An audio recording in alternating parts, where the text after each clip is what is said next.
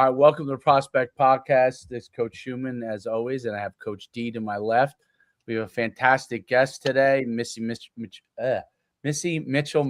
I have to say that is a little bit of a tongue twister for me, but I was able to get it out correctly. We're excited to talk to you. You've had a fantastic career in the strength and conditioning space. She's wrote a book about strength and conditioning for the volleyball athlete. She's currently a head strength and conditioning coach, Byron Nelson. She was a head strength and conditioning coach at Byron Nelson High School, was at TCU as strength and conditioning coach. She was a volleyball coach, powerlifting coach, and track and field coach, director of sports and sports performance at the Fieldhouse Volleyball Club. She's really done a lot of great things with the strength and conditioning space. She's a consultant with her own company, Safe Iron, and she really works with youth and high school athletes to help develop strength and conditioning systems. Really does a fantastic job with that out in the great state of Texas. Hopefully it's warming up over there. And she's really has a diverse background within this space, which is right up the alley of what we talk a lot about. And your career has really spanned between youth all the way up to the collegiate level, which is really a really interesting background, because you've worked with such a wide range of athletes, which is great. I mean, it really is, because you're not locked into one system. So it's really cool to have the opportunity to talk to you. So thanks so much for coming on the podcast. Yeah, thanks for having me on. And I do want a quick point of clarification. I am no longer the head strength coach at Byron Nelson. That is Coach Brian Reeves. He took over for me in 2022. So I want to make sure credit where credit is due, because he's doing a phenomenal job there of developing athletes. Yeah, thank you. I said what I meant to say was at Byron Nelson. So it's great to have you on there. Dive into like your journey and your background from that standpoint. Really from the time, I'm assuming you did sports and athletics to getting into the strength and conditioning field, and coaching, and what you led you into the field, and what kind of led you on the different career path into opening up your own business in this space as well. Yeah. So like many strength coaches, I was an undersized and mediocre athlete. And so my ticket to getting some playing time was that I had to work harder than everyone else. And so it was kind of a game of, I didn't have access to a quality strength coach in high school or even in college. So it was just reading muscle and fitness magazines and that kind of stuff and trying to scrap stuff together. So I didn't really have a formal background in S&C until I took my first job in Copperas Cove, which is a little town in Central Texas. I was a high school volleyball coach, and that's where I met my mentor, Reb Brock, because one, I needed somebody that could let me into the weight room at 5:30 a.m. for my own lifts. But two, I got put in charge of the weight room for our high school volleyball athletes, and I didn't have a clue what to do. So he kind of mentored me, and he was like, hey, like, you've kind of got a knack for this and you're interested in it. You need to go get your CSCS, come coach powerlifting for us. And then I realized that that's the path that I wanted to pursue full time. Plus I wasn't a super big fan of being in the classroom as a high school biology teacher. So I wanted out of that quickly, as a lot of people. Brutal. That's a tested subject. Like, that matters. Subject with 10th graders. And they'd be like, Miss, I don't understand. And I'm like, it's not, there's nothing to understand. It's a vocabulary word. Like, you literally just have to learn it. Like, that's it. Yeah. We all I've been there. Yeah. Teaching is, and my husband's a career educator, like high school coach and teacher, which hats off to him for making it almost 30 years. I made it 4. I stretched it to 10, but that was it. It was a struggle. That's for sure. Yeah. It was like 2 weeks, right, before I knew I was like, this isn't for me, but it took me 4 years to get out. So I did student teaching, and Dave went through student teaching. That's what he knew. Right. And I did the student teaching, and was like, oh, this is miserable. I'm just going to have to suck it up, because I really here we go. And now it's like, oh, damn, it took me 10 years to get out of it. But I mean, I knew from an early point. I love coaching, but I was not, teaching was not going to be for me. Yeah. And they say they're like, coaching is teaching. I'm like, yeah, it is something that like generally everyone involved is pretty interested in, right? Like that's the difference. Yes, correct. There's no doubt. right? You're trying to force feed biology to somebody that just like, you know what I mean? Or even just like the school setting itself, sitting in a I used to look classroom forward with to my that love. naps on my off period. I would take a nap, but I was like, man, when I'm looking forward to my naps, I'm in student teaching. There's no way I could just had the visualization 30 years. No way. I couldn't do it. Yeah, sorry. What's an off period? Because I had to give mine up to coach. Like, and I didn't. I would literally be eating lunch with like the door of our office getting knocked on by freshmen who like forgot their locker combination or whatever. And I was like, can I literally breathe for 1 second? Like just one. No, it's a tribute to teachers to be able to do that. I mean, really. And for your subject too, taking work home, all of that, like, no thank you. Yeah, doing getting like a Saturday powerlifting meet, because that was back in the day where like nobody cared about work-life balance. So it wasn't a 2-hour like, not a 2-hour Thursday night meet. It was a 10-hour marathon on Saturday with like 10 platforms and all that kind of stuff.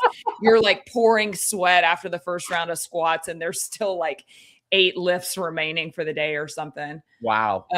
But yeah, then you'd have to go home on Sundays, and it's like, oh great, I get to go prep stuff for a lab. Like just what I wanted to do on my Sunday after grocery shopping. Exactly. No, after that horror unfolded, I left to go get my master's. I had a really great opportunity to go back to grad school at Baylor. The final part of that was doing an internship, which I did at TCU, ended up being lucky enough to get hired on there full time. And primarily I worked with kind of everybody when I was there at first. And then, you know, after year 3 or something, I was primarily with women's basketball, women's indoor volleyball, and women's golf. And that's who I worked with through the duration of my 7 years there. Kind of got tired of the whole, like getting off the road at 2 a.m. off of a charter flight and sleeping under my desk in my office for a 5 a.m. golf workout. And also got tired of like having 7 cents left over at the end of the month after I paid my bills. So I shockingly got a big pay raise to go back to the high school level as the strength coach at Byron Nelson High School. Did that for 6 years. And then I transitioned into a role that, was not mentioned. It's not necessarily part of my coaching, but I work for Powerlift, the weight room equipment company. I saw that. Yep. Yeah. So I work in sales in the state of Texas. There's 2 sales reps here. I'm kind of the assistant, and I'm not kind of the assistant. I am the assistant to Sean McPherson, who also is a 20 plus year collegiate strength coach. So we make a good tag team. We were former enemies, and then now we work together because he was the women's basketball strength coach at Texas when I was at TCU. So we kind of butted heads, and then now we're besties. We're work besties. Awesome. That's awesome. And anyway, like I was at a full-time coaching for, I guess, a year. And then I had a conversation with Mark Hoover, a strength coach that he's now out of Florida, but he was kind of like, you know, if you want to keep educating other coaches. We've had Mark on. Mark's awesome. We had him. Yeah. He's the best. He's relocated right now. He's leaving. He's heading up north a little bit. Oh, is he headed back up north from Florida? He's going back to South Carolina. Oh, I need to talk to him then and see what's up. You gotta hop on. It's good. It's all good. All positive things. All positive moves. But yeah, Mark is in our Tony Holler feed the cats type of world that we've, you know, depending on how the algorithm lurks. Like now it's, you know, there's been strings of that run where it is. But yeah, he came on and he talked. We've spoken with him. He's an amazing guy. Yeah, Mark's great. But he kind of was like, Missy, like if you want to keep doing this, like keep producing content or educating or speaking engagements or whatever, he's like, you have to start coaching again. And I was like, no, Mark, I've done this for 20 years. And he's like, and he gave an example of someone that got out and got into sales. And he was like, that all lasted for a year. And then it's like, nobody cared what he had to say anymore because he's not still in it. Right. Because we all know like the coaching game is changing. It's evolving. And some of that is the population of humans that we're working with is shifting a little bit. A lot. But anyway, so I reached out. There's a volleyball club like 4 minutes away from my house. What a fortunate circumstance for me. And I just sent an email and I was like, hey, here's my resume. Here's who I am. I have no idea if you have any needs, because I knew they had a sports performance person there previously, but they apparently had parted ways, 2 weeks prior to my email. So nice. They emailed me back within like 15 minutes and set up a meeting for like 2 days later. You're like, yeah, sure. Why don't you? Yeah, exactly. And I went in and it's just been a really good fit. I didn't necessarily know if I had any tread left on the coaching tires. but I really, really love it. So I work with all of our teams, 11U through 18U. I say all of our teams.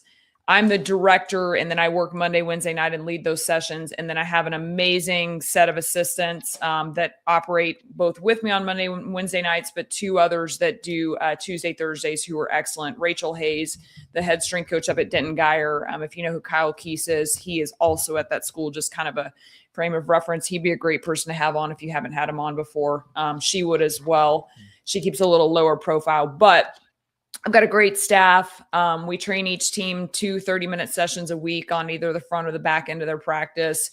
And then I do some small group stuff in the summer and fall, more like semi-private, which is kind of a little bit out of my wheelhouse, but I've got kind of a core group of kids that's been with me for a year and a half now. So really still loving that aspect. I've found that the difference between coaching with a 48-hour gap in between and coaching full-time is like, no matter example, last night we had a reappearance of Missy circa 2016 with a group that was not meeting standards even close, and we had a discussion, and I think there was one sentence that was 10 words long and like 8 were 4-letter words out of me, which is rare these days, but I got 48 hours of breathing room before I see those kids again, both for their benefit and for mine. So it's coaching part-time is like super fun. I love it.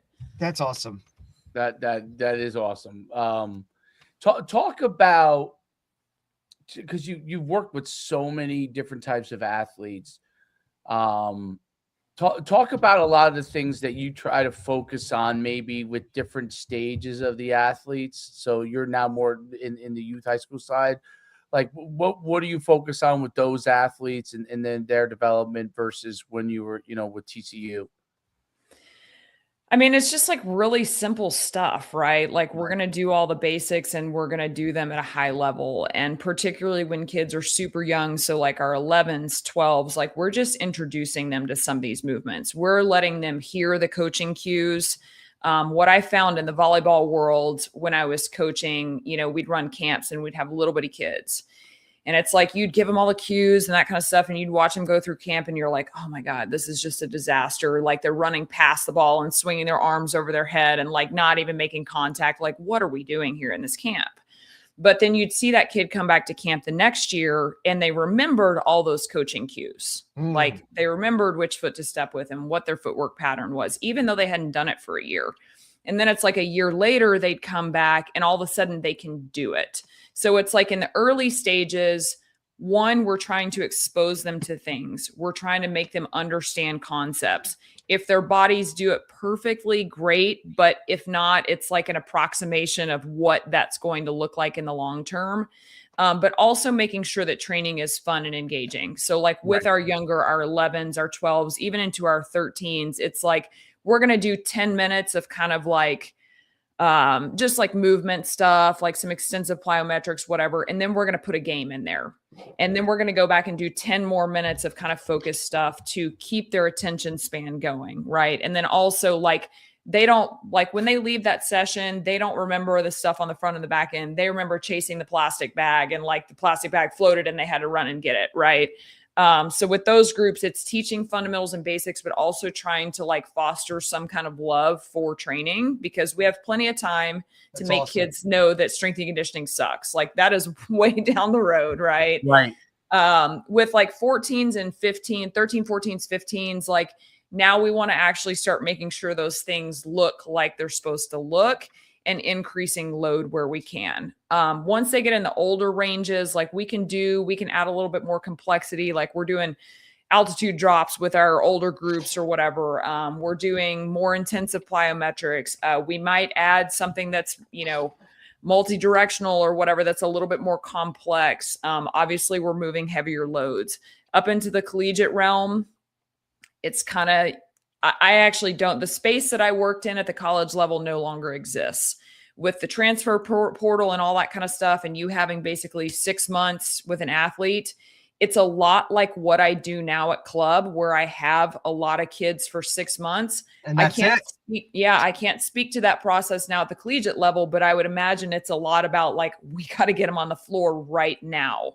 versus, when I don't was have time to grow and develop. And you know what I mean? Correct. We talk about it with just the high school athlete in general being recruited at this point in time, right? It's no longer, am I going to take a guy that's all right, in a year or two, he'll be good to go. It's like, no, if you're not on the too deep and can come in and contribute right now, like you're not getting this, go somewhere else. Like the pressure to win now, you don't have time to develop. Like coaches you see guys getting fired after a year, right? Like, it's like, really, what have you been able to accomplish? It's brutal. Well, and I think with that, like there's never been a time where quality strength and conditioning at the high school level is more important because you no longer have that red shirt freshman, or you don't have that freshman year or sophomore year. Like you are now competing against a 5th-year senior that has had 5 years of development on you, 5 years of playing time potentially. Like you have to go in more physical regardless of sport than you did a few years ago if you want to have any hope whatsoever of playing.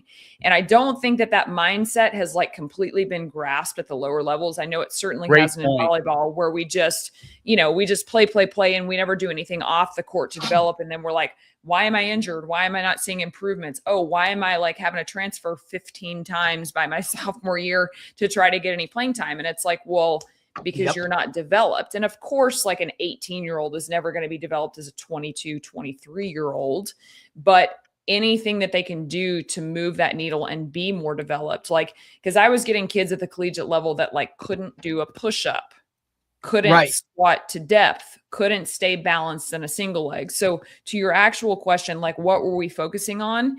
It really depended, because I'd get some kids in the door where it's like they'd had a high school strength coach, like they're ready to roll. And then I had other kids that had been in there that I'm just like, how can you even like walk without tripping and falling down? You know what I mean? Or they just had these tremendous injury histories that it was like already I'm having to modify training around, a former like pars fracture or, chronic back issue or any of those kind of things. At 18.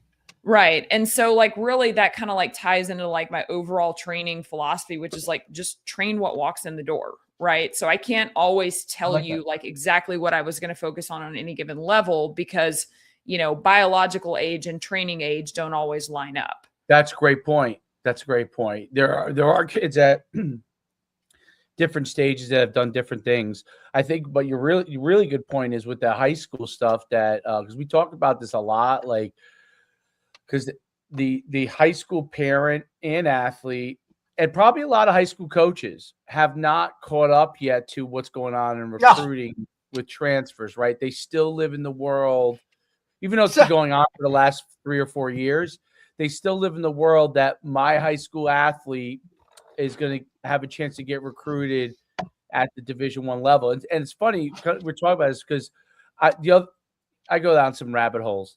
And the 2 nights ago, real late, I told Derek briefly this. I used to run showcases for 15 years all over the country. We'd see 20,000 athletes a year. And I was looking at my very first events, and so many of those kids went on Division I, right? And it was events for like freshmen and sophomores. But I look at it now, their numbers and stuff, which were good for freshmen and sophomores at that time. If I fast forward to today, a lot more of those kids would probably go maybe one level lower, or if they were Power 4, they would go, whatever they call it, Group of 5 instead of that, in football. So I thought it was really interesting because I was looking at it and then what the numbers that I would expect now for a high school guy to get there is pretty different. And a lot of it was like these raw potential guys. Like I was like, wow, like this kid, had good numbers, but I remember I didn't give him a award because he wasn't really up there yet. Like he was a potential guy, right? And then going big time Division I, having a tremendous amount of success. A lot of those guys, I look back, had a high failure rate at the Division I level. So it was a very high failure rate, meaning like, let's say out of an event, 150 kids, we would have like maybe 20, 25 kids, a very unusually high number, go Division I. Well, from those numbers looking forward now, I would say about half of those kids would fail. So colleges are looking at it now from exactly that standpoint. I don't want a 50% failure rate of the kid I'm bringing in at the highest level. I can't have that. I got to win now. So they're going to focus more on those guys that probably have a 75 to 80% chance of succeeding at the Division I level if they're going to give a high school kid a scholarship. So parents haven't caught up to that fact. They still live in that world from 10 years ago when we were running showcases that potential guys can get it. Yes, potential guys can, but if you're a potential guy, you better run the 4.4s or you better be 6'6", 6'5". And I'm sure it's the same way in the volleyball space with the kids that are that size, that are developed, ready to go, coming out of high school, have a much better opportunity, and then everybody else falls some level below that. So I think strength and conditioning, speed development is become. I think also that's, by the way, Derek, why Tony Holler. I always think things are timing. Like when I did the showcases and we hit, we're doing all these athletes, it was great timing because recruiting had matched that philosophy. Right. I think the speed and strength, like developing that explosive level athlete, has really matched what's going on in recruiting, meaning because of what you talk about with transfer portal, you have limited time to develop the guys. They need people being able to develop on their own to a certain extent before they get there. If they're going to, you know what I mean? So it's matched up with, Tony and all those guys speaking about this stuff on a regular basis, where it's pushed it back to the forefront. Because of that area of development has to be somewhat accelerated, and the health level of the athlete has to be able, like, you've got to develop all those things. Talk about, first of all, am I on base or off base on that? But talk about, what you're seeing, how athletes have to be able to develop their bodies in high school, and what you try to educate these parents and athletes on and coaches on from that standpoint.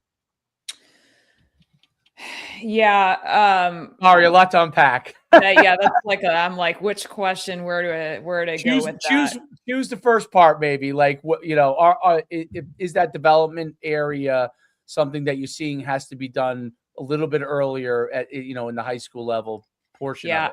I mean, what I always tell kids is kind of like, and really, I don't have a whole lot of interaction with parents. Like, that's one of the beauties of being the strength coach, is you're kind of like a layer removed from all that because you don't determine playing time. But what I always talked about, they don't give a shit what you do. They're just right. They just want to see us like running around cones or some shit in strength and conditioning. And if there's a box and somebody's jumping on a box, then I must be a great strength coach. Yeah, she's really by good. The way, listen, remind us to discuss that too. We want to discuss that part after also. Go ahead. I'm sorry.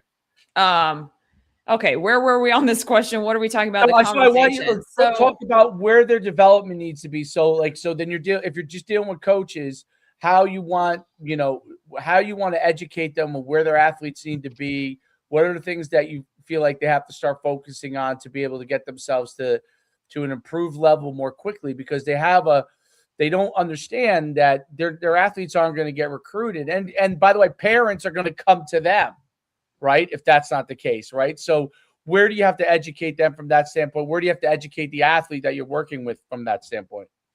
Yeah, from really everybody's perspective, it's a very similar conversation that I used to have with college freshmen coming in. We kind of had them quarantined to their own little group in the summer, and very often there was just an understanding. It's not that they didn't want to give good effort. It's that there was an understanding of what real effort looked like at the collegiate level. And I was like, listen, folks, we are no longer the fastest humans on the court. Or in volleyball, like the biggest jumpers or the most skilled. That was your high school era. Now, everyone around you is faster, more skilled, or equally skilled, or of equal speed. So this is not going to cut it, right? And so that's kind of the same conversation at the high school level of like, you might be being successful in your space right now, but what does that look like from a speed, power, strength standpoint, a skill standpoint later? But B, what does that look like when you're trying to make a jump from 8 hours a week of a high school practice to a 20-hour-a-week collegiate practice? Like I consult for a collegiate team and they are in the weight room during their season 4 to 5 days a week, depending on their game schedule. They are practicing 2 hours on top of that. They have a basically Thursday, Friday, Saturday, or Friday, Saturday game thing. And it's like that gap in development is enormous due to volume. So kind of to your point with like Tony Holler, like I love Tony. I love the things that he's done as far as like pushing the narrative of like, hey, we do have to focus on speed. But at the same time, like we also have to send athletes places that have the capacity to tolerate the volume that they are going to be exposed to at the collegiate level.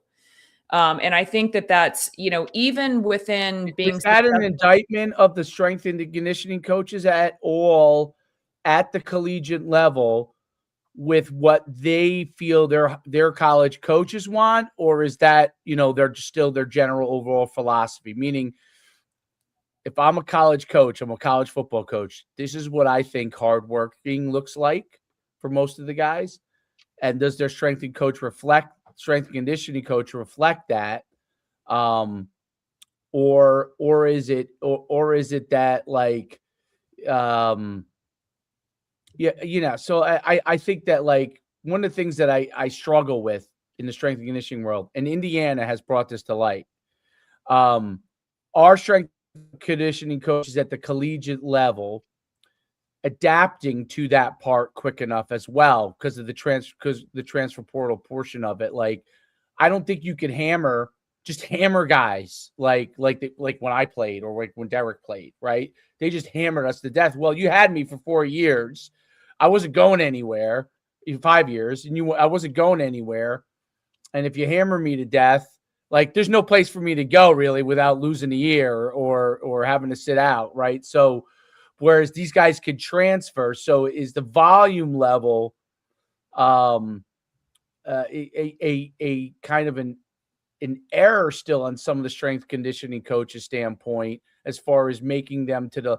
And the reason why I bring Indiana up is because there's two glaring philosophies. There was the James Franklin philosophy, and I can't wait to see it play out at Virginia Tech, okay? There's the James Franklin philosophy, which he is still a bury you guy. 3-hour practices, work him to the bone. The guy who's his strength and conditioning coach will bury you. And then there's Indiana. That's kind of in the Tony Holler realm of development, all right? And so I'm curious. Look, we don't know who's going to win in that battle in the long run. And Tony Holler's philosophy may be completely wrong. You know what I'm saying? And I think there's a part of his philosophy that's off in the sense that not from a volume standpoint, but that volume at all is not good, right? Like I think there's some part of volume that can help athletes. And this is kind of more of a debate question. I'd love to get kind of your points on this as you're going. Continue to go down where you're talking about, but I'd like for Derek to chime in a little bit too, because we've been on so many of these podcasts, right, Derek? And it's a large debate, and there's two sides of this coin. There's even guys that use some of Tony Holler's things. They'll say Tony Holler but, right? And I immediately know what the but means. The but means they're not working hard enough, type of thing in their mind, right? So they love rank, record, publish, but everything else they kind of think to their mind, throw it out. I'd love for you to talk your thoughts on it because I know you've been in this realm, more than any of us, on this podcast. So talk a little bit about kind of your thoughts there. Lots of thoughts. Number one, football is not my space. And therefore I have worked in football. I have a Rose Bowl ring sitting to my right. I have, you had to throw that shit out there, didn't you? Like, you just had to, you have a Rose Bowl name with your ring, with your name on it. Damn right. But really, no, I mean, like the point is that people will be like, oh, well, you're just in volleyball. And it's like, no, I've worked with every sport and I've worked with, it at a high level. I worked with it at Byron Nelson for about 3/4 of my time there. But at the same point, like that, I don't get into all that because it's just everybody has their opinions and whatever. However, I have spoken to a source that would know what the volume is at Indiana practices. And just because a practice is short does not mean that the volume is high. There you go. And Good. so, Thank you. we can't just say that like, oh, they train speed and that means that they don't push capacity and push volume and push repeat sprintability, because they absolutely do. And I'm not going to speak to that program. All right. I applaud you for saying that, by the way. Go ahead. But I am going to speak to the fact that sports require you to be explosive in the fourth quarter. And a minimalist approach very often is not going to prepare you for that, because practices are not conducted at a high enough speed to actually create repeat sprintability. All right. So, to your point of like, is that an indictment of collegiate strength coaches? Is it an indictment of college coaches? Collegiate strength coaches in today's world are using GPS data. They're using all sorts of technology to make sure that to make sure that their training volume reflects the demands of the sport. If you are not doing that in 2026, you are a dumbass, like plain and simple. Right. At that level, at the P4 level. So I am fairly confident that regardless of if that strength coach is, you kind of have to have two mindsets, right? Like if you have a coach that you reference that runs 3-hour practices, that it is high volume, that is your job as a strength coach to physically prepare your athletes for the rigors of practice, period. If you are not doing that, regardless of whether you agree with that practice format, if you are not, like I worked with a basketball coach that our practices were 3 hours long. It was my job to get my girls ready to be on the floor and be able to withstand that. Because if they can't withstand practice, they certainly cannot withstand the demands of the game. That was what I like for our practice to be shorter. Was I showing heart rate data to say, hey, we're not touching 92%, which is basically an average of a basketball game, in game. We need to probably address how we structure practice. Coach didn't want to hear it. Okay, so now my job becomes to protect my athletes, to prepare my athletes. I'm not getting them game ready, but I do have to get them practice ready. You're so right. I think it's not necessarily a situation of indicting anyone. It's Right. This is the scope of sports. Great point. And Phenomenal when you look at like the sport of volleyball, like, yeah, I do have to build capacity. I do have to build volume. Like doing 10 jumps ain't going to cut it when I'm sending kids to a tournament and they're playing on one day. They're playing 6 games. An outside hitter in 3 games is going to take 70 swings, not including blocking, not including jump serving. So they may have, let's say, 150 plyo contacts, in 2 sets or whatever. So across the day, we're at, 300, 400 contacts and however many high-speed accelerations. And then we now go stack 2 more days on that. So this idea of like, and I've had to take minimalist approach. Like when I was at Byron Nelson, all of our, like we were 2019, we win state. We're the #1 program in the nation. Every one of our kids is playing high level club. Right. My strength and conditioning program in my off season was their club in season. Yes, I absolutely took a minimalist approach from a jumping perspective, sometimes not jumping at all. Sometimes our jumping was kind of a 3-fly-10 model where it was like 3 on the just jump mat, like to kind of track our progress over the course of the off season. But because of what was going on outside of my realm, inside, we had to take the minimalist approach. However, if I had a chance to get away from that, what I would do is I would build my volume in plyometrics, which is what I do with my kids that I train year round now. Like our plyo volume is beyond what people would be like, what a textbook would say or whatever. Right. But I can assure you, based on like, I just had one of my kids that I've been training for 2 years now, pop a top 5 in our gym RSI on the back end of a 3-day tournament where she never came off the floor. Nice. So it's like the human body, if you're moving well, if you're smart about when and how you apply it, if you're allowing recovery in between, the human body can be trained to tolerate a lot of volume and still get faster, still get more explosive.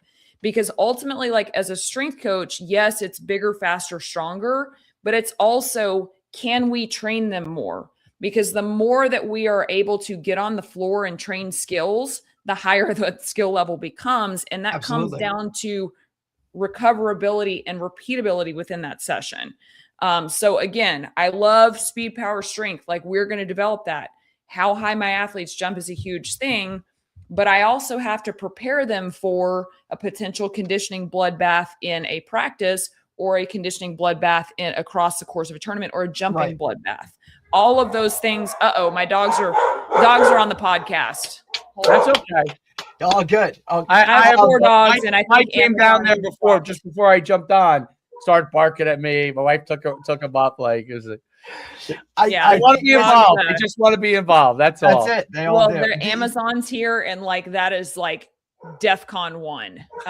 There's an intruder coming. Well, at least you never have to worry about that aspect of it out there in Texas. I saw a thing where it was like the lowest crime rate is an area that has the highest population of dogs, and we have 4. And I was like, no shit. You know how many people are scared of dogs here? Nobody's stealing. Listen, that's awesome. Listen, your points are and I've loved Derek to kind of give a little bit insight on. Before I do that, your points are really, really good. I think the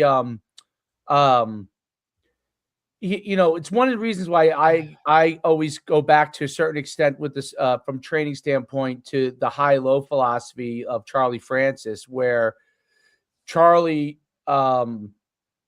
was big on that. There was this obviously he was known for speed and explosion and all those kind of things, but was still big on that. There is a level of volume to what you got to do to get to a certain level. And then you obviously counterbalance that with a low day. And when you need rest, obviously you can, if you can. I mean, I know volleyball is crazy sport with the AAU stuff. And, we're not at all. Yeah, their travel scene is incredible. Crazy. The club scene there I would compare it to like soccer, right? Like, yes, it's literally on that level. Football is protected from that in some type of way. It's changing a little bit now with your 7-on-7 world and your flag world of now these guys do it year round, especially in a state like yours where football is like king. But in the Northeast where we are, and, going outside for 6 months of the year, like, isn't feasible, right? So like there's a space issue, there's all that kind of stuff. But that world itself, I think, one for you, Missy, where you're aware of their schedules outside of like just playing what they do in high school. Like, I know you have a club tournament this weekend. I think that communication between athlete and coach, and then parent and coach, like, that has to be the biggest piece, because if you don't know what they're doing that weekend, and now all of a sudden you put them through whatever on a Friday, and all of a sudden, like, now, and then they come back to you on the back end on a Monday, and it's like, I'm just you're going to put them now through something that you have, which why I think your whatever walks in the door is what we train type of philosophy is like, I think that's awesome, right? Because that's mainly what it is. It's one of the things at the place that I'm at now. This will be year 2, going into year 3. We've really had to talk to our guys about like, hey, you need to communicate. Like, if you're going to a trainer tonight, you got to let us know, or let the trainer know, so we're all on the same page. Like, we can't be doing heavy box squats and then going and doing it again, 2 hours later after you leave us in the weight room. It's a big, it's and that's part of it.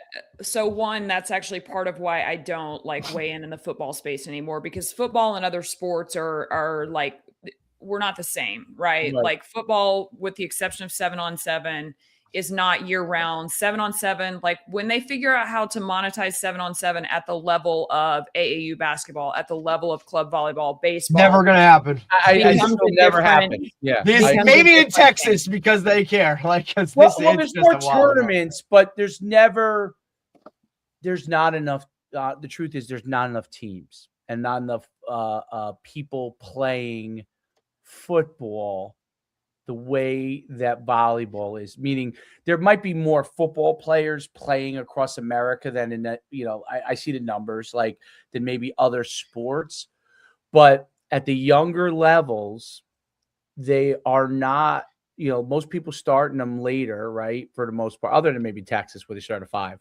but that's what Texas is my outlier, I guess, on all of that. But but I agree on that. Their volume levels are going to be different because the 7-on-7 clubs don't include linemen. Even if they do lineman tournaments, it's going to be one here, one there. They're always worried about injury at a different level in football versus I really think other sports don't, because there's no like hitting per se. Maybe hockey does, maybe has to worry about it a little bit, I guess. But you're not hitting someone else. So they're not thinking about injury the way that you might be thinking around injury. You're thinking about legs, their lower legs, their knees and those kind of things. But parents and maybe even club coaches aren't thinking about it in that way, because when people think about injury, they think about contact a lot of times, actual contact. And I think that's where football is different from that standpoint, where it's going to be hard to get enough. So, Texas has exhausted it in the probably most way possible, meaning there's a 7-on-7 club in almost every town.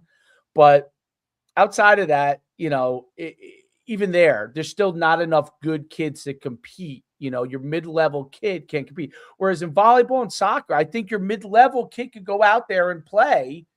And yeah, you might get killed by a really good team, but they separate. But there's so many different, like USA Volleyball has 7 divisions. And then there's even the kids that like don't even compete in that. There's levels below that. But, yeah. And also like with 7-on-7, my experience has been the kids are playing for their school and like their school. See, that's different. That's very different. Right. That's so different than here. That's not a thing. Difference because there's more control versus, if you're a high school coach, you're standing with 40 girls that are playing at 15 different clubs. And to your point about like, okay, we have to communicate between trainer and high school strength coach and all that kind of stuff. I put out a tweet the other day that like, one thing I am so tired of, and I was guilty of this several years ago. Like, I'm so tired of the private sector trainers being like, well, high school strength coaches or high school coaches are so blah, blah, blah. And it's like, okay, first of all, when you darken the door of a high school as an employee, you have now earned the right to weigh in on what goes on in a high school. Until that, zip it. Because you have no idea the constraints that you're under. Well, I've seen people make posts of like, oh, well, if you don't have equipment at the high school level, you should just go out and get a second job so that you can buy that. And I was like, I literally I blew it up. I was like, excuse me. I'm like, high school coaches often can't pay for insurance for their families because it's like $1,000 a month, but you want them, like you have the audacity to go and say that they should get a second job to fund what the school can't fund. Okay. The flip side of that is I'm super over high school coaches blasting the private sector. Correct. Because it's like, it's too everybody has blood on their hands in this. If you are willfully continuing with your program, knowing that your athlete has just been blown up at either the high school or private sector practice, strength and conditioning, whatever it is, and you are unwilling to modify, but you want to like throw a stone at that other person, you need to be like wary of your own glass house, right? Phenomenal point. And unfortunately, the person that should be the hub of communication on this is the parent. But that person is not walking into training that day, right? So the unfortunate burden falls on a 14, 15, 16-year-old kid to communicate, hey, I'm smoked. And then it's like you as the coach, whether you're public or private sector coach, now have to figure out, okay, is this kid telling me the truth?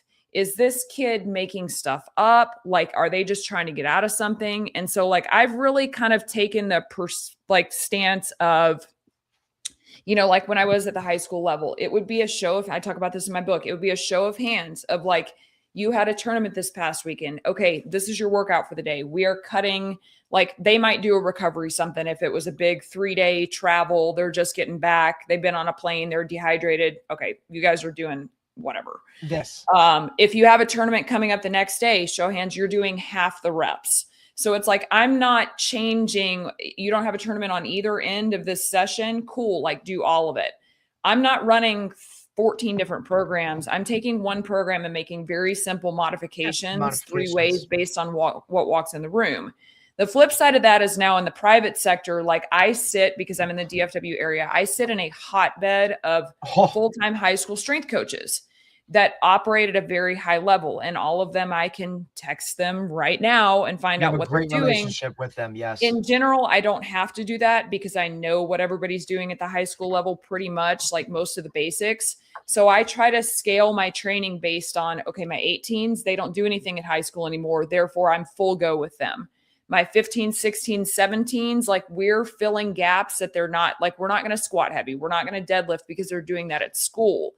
13s and 14s, we're doing a little bit more basic stuff because even though they're in middle school and they're all doing S&C down at the middle school level, they're still not getting enough reps volume because there's 120 kids in a class with 4 coaches for me to say like, okay, if you squatted down there and you come up and do 2 sets of 5 goblet squats up here, we're not crushing you.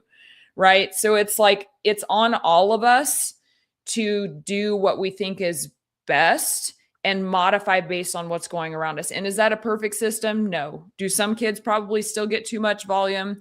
Absolutely. But at least like having some awareness and trying to make some adjustments, trying to have that open dialogue. And I'll also say that people are like, well, they won't talk to me or whatever. And it's like, I just went to a high school 2 weeks ago, even though I'm private sector and out of the game now. 2 weeks ago, I went and did a high school in-service for all of their middle school teachers and all of their middle school and high school PE teachers who also coach. I was able to do that because I have a pre-existing relationship with the people in that school district. You can't wait until there's a problem. And this is something I learned way too late. You cannot wait until there's a problem to try to go build a relationship with people. It is too late. Your commentary, your feedback on their program is not going to be well received at that point. Like you have to have already built that relationship, like whatever it takes, show up to practices, make a phone call, like even if it's not practical, even if it sucks, like you have to do that for the betterment of kids. So, okay, that is my soapbox rant. I'm tired of everybody like bitching at each other when it's like, you're just as much of the problem. That is the one of the big issues. And I coached high school for 20 years, but now I'm, just working on my son's teams at the youth level and I train him. And Derek obviously is at high school level coaching football and you're within the private space and with volleyball, as your specialty. And obviously you're also involved in every sport available. So you have a great perspective on things. And I think that's a really great point on, you have to know the individual athlete as much as you can to be able to understand where they fit, and not just from your programming standpoint or what they might be doing on the outside or on the inside, but also their own individual physical characteristics. Like I had, early in my career, it's not cookie cutter anymore. Yeah, early in my career, he's around Derek's age. I had this athlete that was an unbelievably explosive athlete. I mean, unbelievably. He was ended up being Big East champ in the placed in the Big East in the long jump and in the 60-yard dash. He was a great football player, but he was a smaller guy, but he was our quarterback, and he was unbelievably explosive, unbelievably explosive. And so one of the things we would run into was any volume for him really was a problem. Like he was so explosive and he was slim. So it wasn't like he was explosive like a running back kind of guy. He was explosive like a lean DB kind of guy.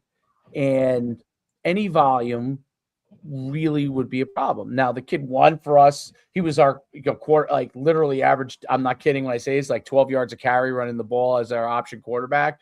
And, in track and field, he won, I think he won the long jump, the 100-meter dash, and was second in the high hurdles, and placed, I think, fourth in the triple jump in the same day.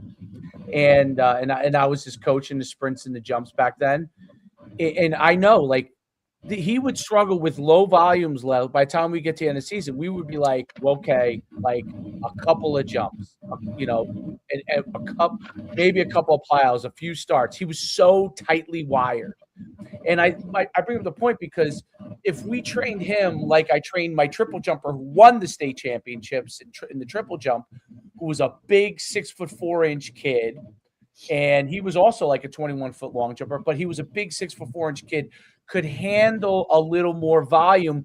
The only way he got to be the state champ in the triple jump was he was able to handle volume, develop strength over the course of time, and get there. If I trained him and developed him like I developed Anthony, who was this tightly wired, explosive, fast kid, he would have never gotten to that point because he could not strength-wise do, explosive-wise do what Anthony could do. But he was big and tall, so as you develop those strengths and those explosive capabilities over time, he ended up being as good a triple jumper than Anthony and beat him in the state championships to win for us.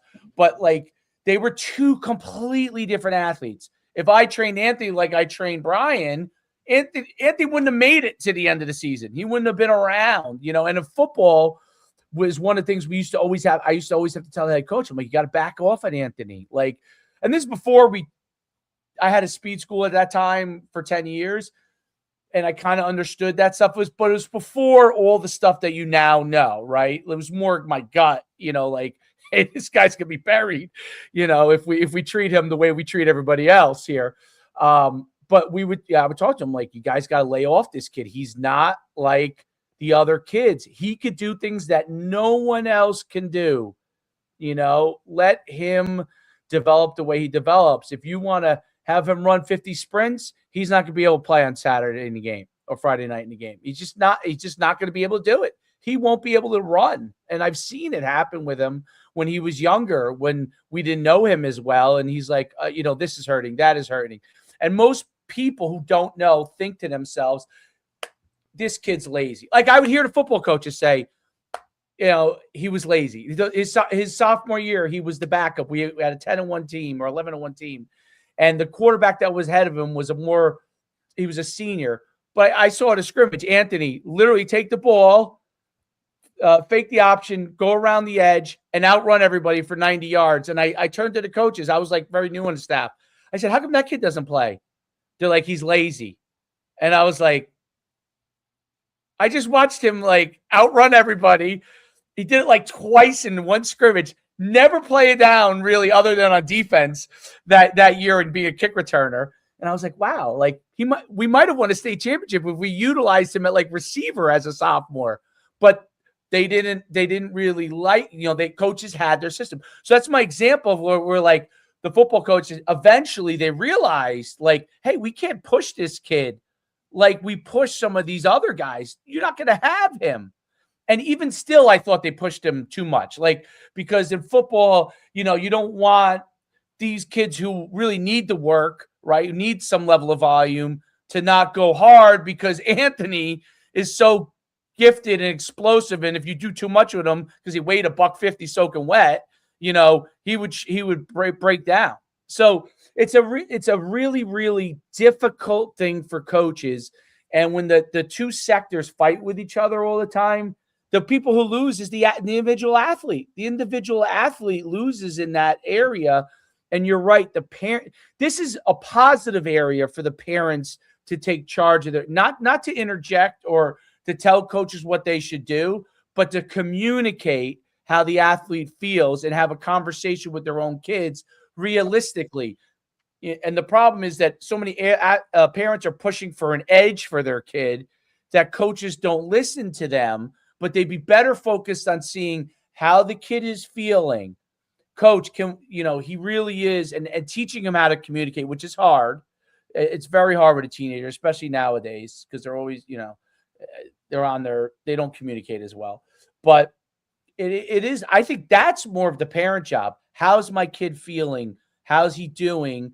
I figure out how to communicate that properly with both end coaches so you can help the individual athlete, because that's where kids get burnt out. That's where kids, if they use the word burnout, lose the love for the sport because they're pushed on both ends, and then they break down and they're like, what am I doing?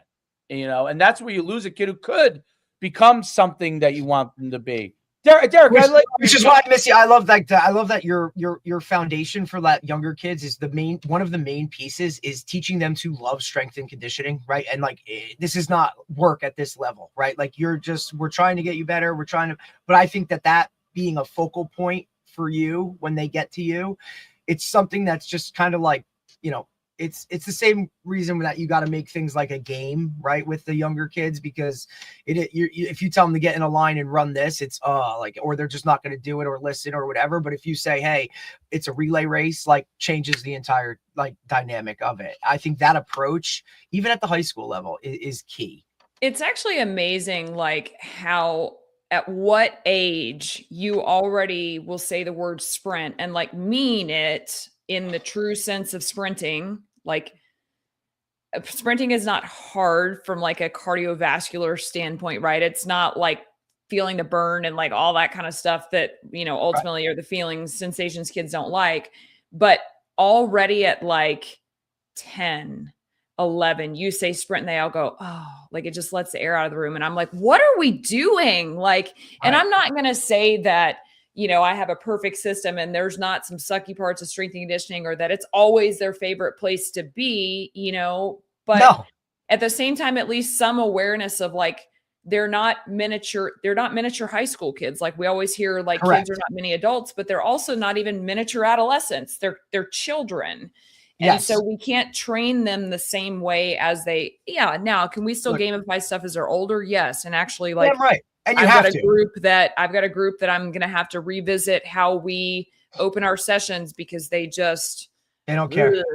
Yeah. I get it. Look, I see it at the high school level, Missy, right? Like you're talking sophomores, juniors, right? Like right on that verge of like, you know, hey, we're maturing. We're through that puberty stage, right? We're becoming like, bodies are physically changing into looking like young men, right? Yet I still have to gamify that, right? Or I sure as hell have to rank, record, and publish, because none of them want to be at the bottom of the list. And it's literally something that comes up almost every podcast that we do, where that time frame from, you know, the end of middle school through high school is the fit in stage. Like, I just want to fit in and be a part of something bigger than what I am as an individual. And when it comes to training, whether you hit puberty at a younger age or whether you're still going through it right now, he's benching 225 and I'm still at 185, yet I play more because I'm better skilled, but he's strong.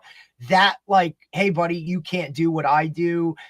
We all want to fit in and be the same. Like, that's a very some hard lessons that some of these guys have to go through to, hey, I'm not benching when he benches because I'm going to look a certain type of way. Right. Like, that awareness of like, that's all normal. Like, this is what there's so many guys that are struggling with that. I think as a coach, making them aware of that, of, hey, everybody's in their own race. You know what I'm saying? Kind of do your part. Just like when it comes to sports, do your job and we'll all be successful. That team aspect that goes into it, they have to understand as well. Like, you're on your own race and it's all, I want you to move forward. And it's about the gains from where you started to where you've worked to now, not so much a number of what it is, right? Like, you started at this, look how much you've increased. I don't care that he's doing this over here. He's in that's a different category. Worry about you. And in the grand scheme of it, if all of us improve and do that based off of your own standard, like, we're going to be pretty damn good, because we're teaching more than just chasing a number or just, you know, comparing and contrasting, right? Because it's really hard to go back to circle back to your point. These guys want to look at, we got the NFL combine. Like, they want to look at what that guy ran in the 40 and then say, well, why I need to be a 4.2. It's like, you're a 16-year-old sophomore, right? In high school. We're talking about the best, highest, smallest percentage that's going to play in the NFL. And you want to compare yourself, or parents want to compare yourself to that. Like, we have to understand that that's not what we're working with here. Like, we just want you to be the best at where you are and learn to improve. I think if that was stressed more, just becoming aware of all of those types of situations within that world, then I think, like, you know, the strength and conditioning aspect would be a totally different outlook for some of them. There's no doubt about it. I think your point, like that point about sprinting, sticks in my mind. It drives me absolutely crazy, and it's hurtful as a former track coach when I see that they're and I mean that is a little bit of what like the feed the cat speed thing kind of does emphasize, that like you want to make it fun. I agree with those things 100%. That you want to make the joy that they had as 4 and 5-year-olds running around and running, like literally the joy of running, by the time they're 10, 11, somehow has been stripped by suicides and you know, whatever you call them now, jingle jangles or whatever they call them, and gassers. You know, those things no doubt has taken the word sprinting, and all of a sudden these kids go. And that's why, like, one of the things that I did learn from Feed the Cats, which I think is great, like, do the sprinting in the beginning, make sure it's short, make sure there is some sort of gamification. And they're not going to be exhausted when they do that. They're ready to go in the warm. Make it part of your warm up, right? You know, and then you knock out the thing you needed to knock out anyway, and they haven't even thought about it. And now they kind of are like, cool. And the timing mechanisms and bringing the timing things out, cool. Obviously, the GPS, like as a college level, there's no better thing to be able to go. And once they understand how GPS works, who doesn't want to look and see where your gaps are, what you're doing well, what you're improving in? And I think that's one of the things with the measurement tools that I think are so valuable. Not that you have to use them every day. I think maybe some, you know, there are philosophies where you should use them every single time. You know, I think if you use them a GPS, I think you should, because you need to track that as a strength and conditioning coach. I agree with that. Do you have to time them every time they're out? No, because you may not want them to do the level of exertion. That's one of the other things too. Like, there are some times on, you know, you want them to do certain sprint things or something, plyo things that are not necessarily something you want to track, because I don't want them to necessarily go to the wall every time, even if it's only a 10-yard sprint. But then you're utilizing it as well in certain instances that it does help. And you do time them, and they love that portion of it. There's no kid or young adult or even older adult that loves it. Like, I like putting the tracking thing on, see what my vert is. I love putting on the trap bar deadlift, like how much is my forces. I do it on the tech gym. What do they call it? Tech gym? Is that the name of the treadmill? The really nice advanced, I think it's Techno Gym, advanced treadmill, where they can, you know, you could push like you're pushing a sled and see your force output and all that kind of stuff. I love seeing it. Oh, wow. I'm pushing more than I was pushing last time, right? Those things are great, but you're right. The sprinting, like, you want them like to come in and be like, hey, we're running 10-yard flies and we're timing. And they're like, yes, I want to see where I am at. And I think that's what you're obviously ultimately able to kind of like recalibrate with the kids. You know what I mean? This can be fun, right? And so, but I think that education is a big part of it. Like, you're educating your athletes, you're educating coaches or that you might work with on that part of it. And the more that they start to understand that, the better off they are. Not that there aren't times when strength and conditioning isn't going to be hard and you're not going to have to push to certain levels, but that when you have to do that, exertion, when you can get a result at the end of it, you know what I mean? Then you, to me, like, hey, you know what? If we're pushing something a little bit farther, I do like this, you know, hey, you got 20 seconds to cover as much ground every one time. You got 20 seconds to cover as much ground as you can. Oh, who covered the most ground? There's no doubt about it. I saw the Georgia speed coach do that with their 400-meter runners. They have 45 seconds to cover as much ground as they can. And they do that with their quarter milers, right? And it's a test for them to see where they're at. I mean, it's amazing. You watch that video. Not only are the kids competing, and they're young, obviously adults, 21, 22 years old. Not only are they competing to the highest level, they're all encouraging each other, because they're not racing with each other and they're doing it themselves. They're all encouraging with each other, and they know what the record is. Like 300, I think it was like 395 yards was the record in practice, or something like that. Meters was the record in practice, right? And they're all trying to get to that point. And I think those things bring back the level of excitement like they had when they were 5 years old, when you go, hey, Dad, let's race, you know, type of thing. And And that's what you're doing such a great job of. I'm curious. That was my soapbox for the moment there, Missy. I just want to let you know that there's no part of the 400-meter dash that will ever bring joy back into my heart at 43 years old, because I'm hearing that 45 seconds and I'm like feeling my glute lock up just sitting here thinking about it. Like, you don't have, look, Misty, you don't have to explain it to me. I mean, look, one day of track in high school, it was, hey, you're going to run the 400. What is that? I don't know. Here's the time, what it should be. Okay, run. I came out of that second turn and went straight to the locker room and never came back. That was Missy, so you're not really fast, but you try hard. So we're going to put right. 400. I'm like, got the same shit. Like, hey, I know I had no choice. My father was the track thank coach, you. So. No, thank you. I was an intermediate hurdler. The mile relay. It's freezing cold. You're in your little thing waiting for 2 other people to run their lap around the track, just dreading life. Ugh. No. You know, I have to credit my father and Derek knows my father. I have to credit him. He's still a track coach at 85. Now he's just doing the shop up, but he was our head track coach when I was in high school. And he's a multi-time Hall of Famer in New Jersey.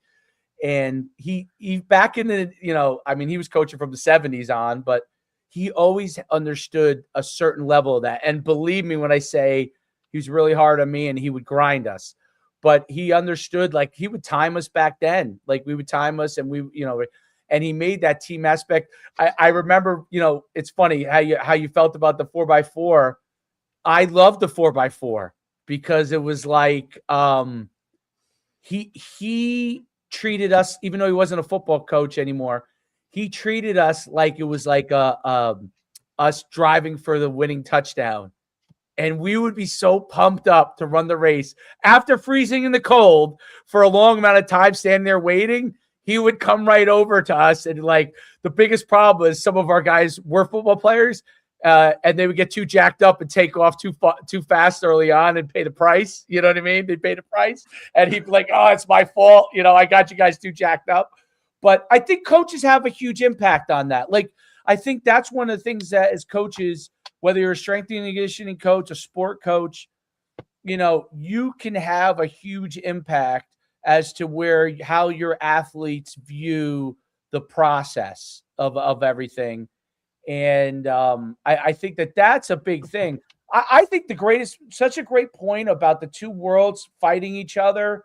It really, to me, is to an extent, I would say, sickening, really, because and now with social media, a lot of it's played out in the forefront. Well, and listen, there are absolutely people out there operating rogue, like are just whatever. No certification, watch YouTube, like just going off of whatever. And I mean, the standard to practice or the qualification that a person needs to do strength and conditioning is a casual interest in training. Like, that's all you need, and you can go open your own gym.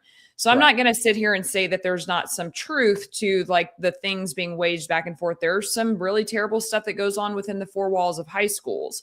Now, I believe that 95% of coaches are operating at what they feel is best for kids. That feeling may be misinformed. So again, I'm not saying that there's not some truth there, but people are like, oh, we have to call it out. And it's like, okay, like, we need to learn some marketing principles here. And like, you don't sell a product to someone by being like, you're an idiot.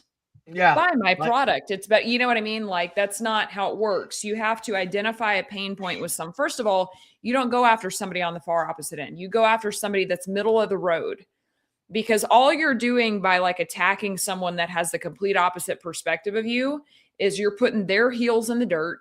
You're making yourself look like a clown, and everyone that believes the same thing as you is just nodding their head as you shout into the echo chamber. Right. And again, when I posted that post, like, I had myself in mind, because I will make those comments as well. And it's like, if you're not doing something to modify, or you're not doing something to actively educate, like, you're not putting out actually informative content, you're not doing speaking engagements, you're not on podcasts advocating for correct training, you're not part of a national organization, you're not, doing all these things. Like, you're not doing in services. Like, you're not trying to educate. You're just trying to be a keyboard warrior. And like, that gets you engagement, but it doesn't solve the problem. Like, no doubt. That's a great point. And it is a little bit because of social media and obviously strength and conditioning, speed development, athletic development is not immune, just like the rest of every other part of society with respect to social media, right? So in the space that we're in, we're not immune, just like any other capacity or industry. Like, whatever your algorithm shows to you, you're not immune in that space either, right? So, that could be if you're in construction. I'm sure if you're in construction and all your algorithm is like building houses and all those kind of things, and you look at someone who builds houses in a way that you don't agree with, or how they pitch it or whatever, and you're like, this guy's an idiot or that girl's an idiot, right? And it's kind of like, right, okay, figure out what you do well, what your differentiator is, and that's what you want to be able to get out there. And one of the things, being an old man, and Derek's heard me say this a lot, like who I was when I was running my speed facility, and I think I started 2002. I sold it in 2011. Who I was then, trying to prove myself, and who I am now at 52 years old, and what I understand to be important, knowing yourself more as opposed to trying to prove yourself. And that's the thing that happens a lot, right? Who dominates the strength and conditioning industry? A lot of it is, especially now, that if you see it on social media, is going to be a lot more younger people, right? Much more younger people. That's who's going to dominate a lot of the posting. And what happens is, when you have seasoned veterans, if they go and they see that and they get caught up in that world, they're like, what does this person know, right? And one of the things, and we talk about it, but one of the things that's important is like, what it is that you know and that you do well. And if you're able to articulate that, like, to your point, marketing wise, this is what I know well. This is what my world is. Like, you talked about, like, how, volleyball, like you when you reeled off the number of jumps, by the way, I was aghast when you reeled off the number of jumps they have in a tournament, but the number of jumps, like, what the volume is of your athletes, like, what that volume is. And then, subsequently how to educate the athlete on, okay, from a training standpoint, we could do this or we could do that. And I think some of the best Instagram pages that I found are really the ones who not just do podcasts, but when they talk about things, try to educate as to what they think is a good way to do things. You know what I mean? And I think those are really good. Whether I agree with them or disagree with them, I'm listening to see, okay, I agree with these points. And points that I don't agree with, I don't really care. You know what I mean? Like, if they have this, they do well, I think this would work for my athletes, and they do these two things not that well, and I don't think that would work for my athletes. You know what? I got a point from this. And I think that that's really a good way to look at, especially with social media, even from young guys that I think are crazy. Like, I'll see some young guys on there doing crazy stuff, but sometimes they have a drill, like, literally, like, he's out of his mind in my head. He's out of his mind, but that drill's pretty good. I'm going to grab that, and that's not exactly what he's probably selling, but for me, that is what I'm going to go and be able to grab. And I think that that's a really good deal from that standpoint. And I think it's a differentiator for you as a coach, and it makes all the difference. I think your grasp on things is just, to me, phenomenal, of how you understand what your athletes are doing and how you got to begin to construct problems. Okay, I got one question before we kind of let you go. In the area of strength and conditioning, and in what you do, what you're mostly focused on, what do you think is the most important things that have to get developed? Is it the explosion, speed production elements of it? Is it the strength and conditioning, or do you think there needs to be like a balance to all the things?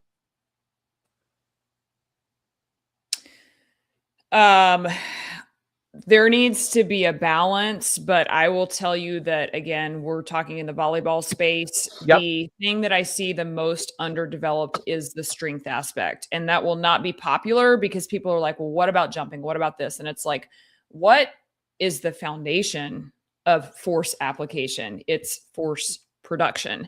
And these kids, like, they're getting jumping on the court. They're getting change of direction on the court. What they're not getting is strength. So it's like, I'm going to always prioritize that with my high school volleyball players because the buckets of conditioning, the buckets of jumping, the buckets of agility, change of direction stuff are usually pretty full because they're playing year round. So I've got to fill that gap in. Now, if we were to have a true off season, like the collegiate program that I'm working with, right now in the first 8 weeks of their off season, like, it has been a huge strength focus. We've been doing a really like extended tempo eccentrics to kind of build the hardware coming after spring break. Like, we're going to go more into focus on power development and jumping and that kind of stuff.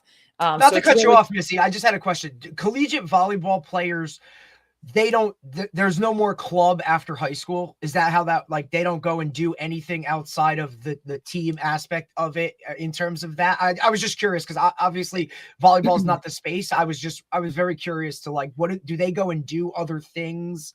I mean, unless they're part of like the Team USA, like 20 and right. Okay. You know, that kind of stuff, which is like, you're talking like outliers of outliers on that. Yeah. Or, I mean, most of them probably go home and do something at their previous club, like lessons or open gyms or that kind of stuff in the summer. But is there nothing formal? Yeah. Is there a club call it? No, but I believe this still exists. Again, I don't really keep track on what happens. But they tend to play like a a very short 8-week spring schedule kind of thing. Okay. I need to probably touch base on that because that relates to I'm sorry. Listen, you just talk. That's a good question. I was just curious as to, like, you know, because look, we know obviously like the higher level athlete, they're always itching to do more, right? And sometimes you have to pull that back. So I could see that easily being like, hey, this is our, you know, college spring league or whatever it is, and that I'm on this team and do something like that. We would do like we went on an international kind of tour thing. It was in so cool. Late May, early June. That shit. We went to Italy. So we had kind of, you know, prepped for that, and then the kids went home for a month and then came back in July. Right, because volleyball is fall sport, correct? In college, volleyball's fall sport. Yep, for women. Yeah, for women, right? Men are different, or no? Is that just here? I know very little about men's volleyball. Oh, interesting. Mm-hmm.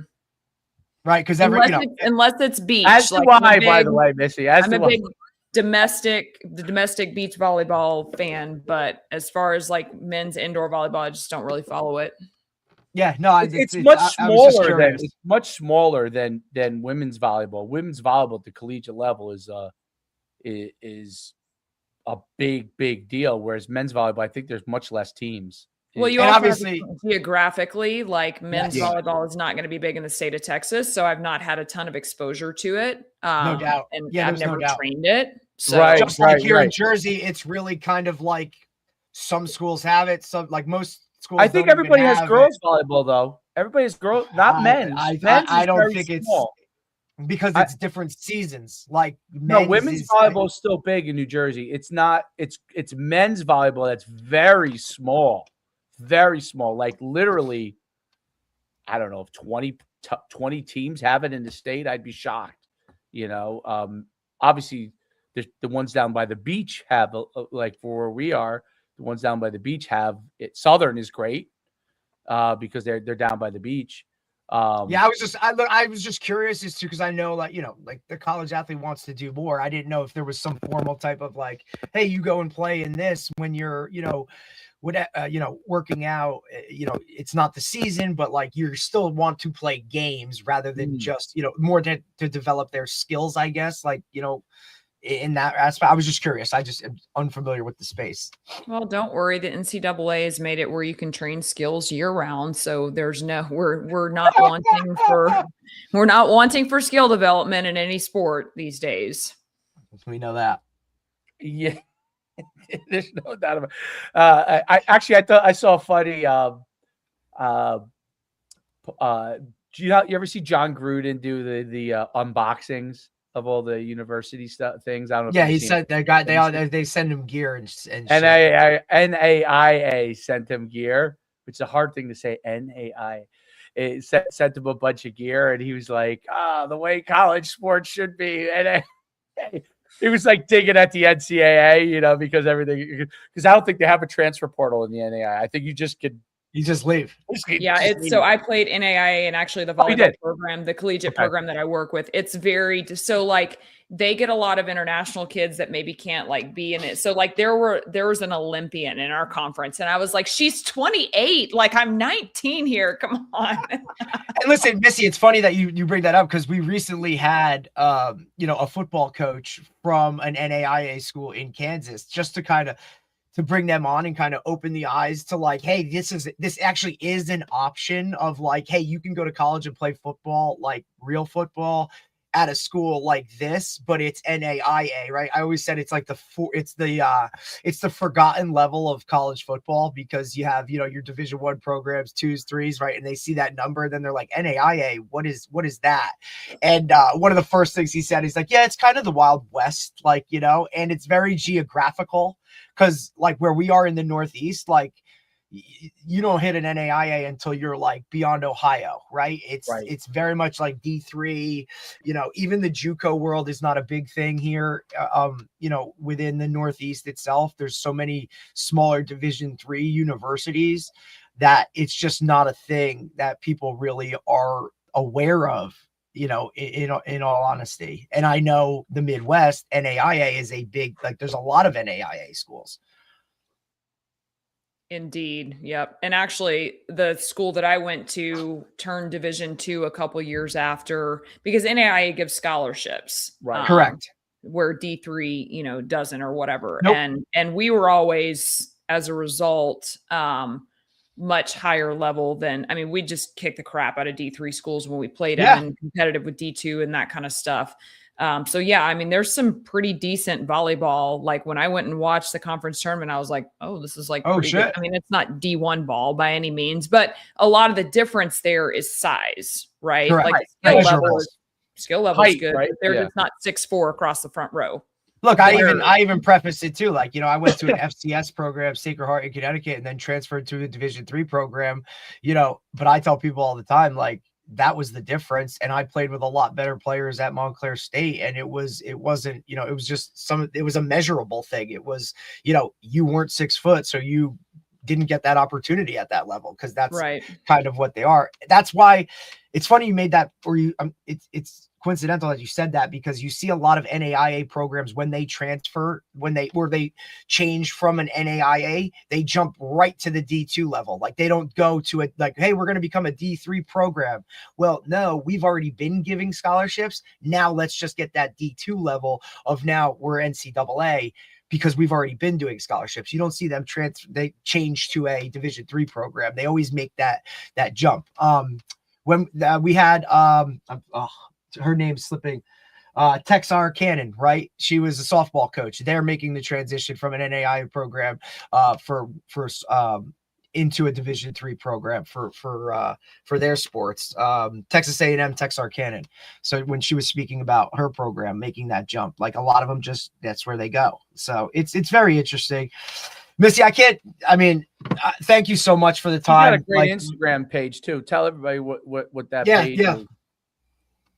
Let me go look what my handle is. You know what I love it? It's like, that is so like, I love it that you're so hyper focused on what you actually do that all of that other shit, the fluff, I guess. Like her page is great. Her page is great though. It's exactly what my point was. Like she focuses on the things that she does and what she does well to help the athletes understand what she's trying to help them accomplish in training. Like that's a really good Instagram page. You know what I mean? It's not. I also am extremely jealous that where she is located, like the state of Texas, they're just so ahead of every aspect.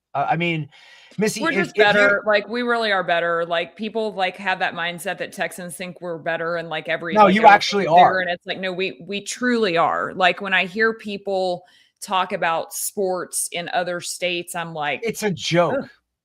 It's literally a joke. Like, Missy, I mean, like the studies that have come out, because, you know, the first block of the day is a sports block where you meet with your team. It's incorporated to school. And just like for us to do something like here we are.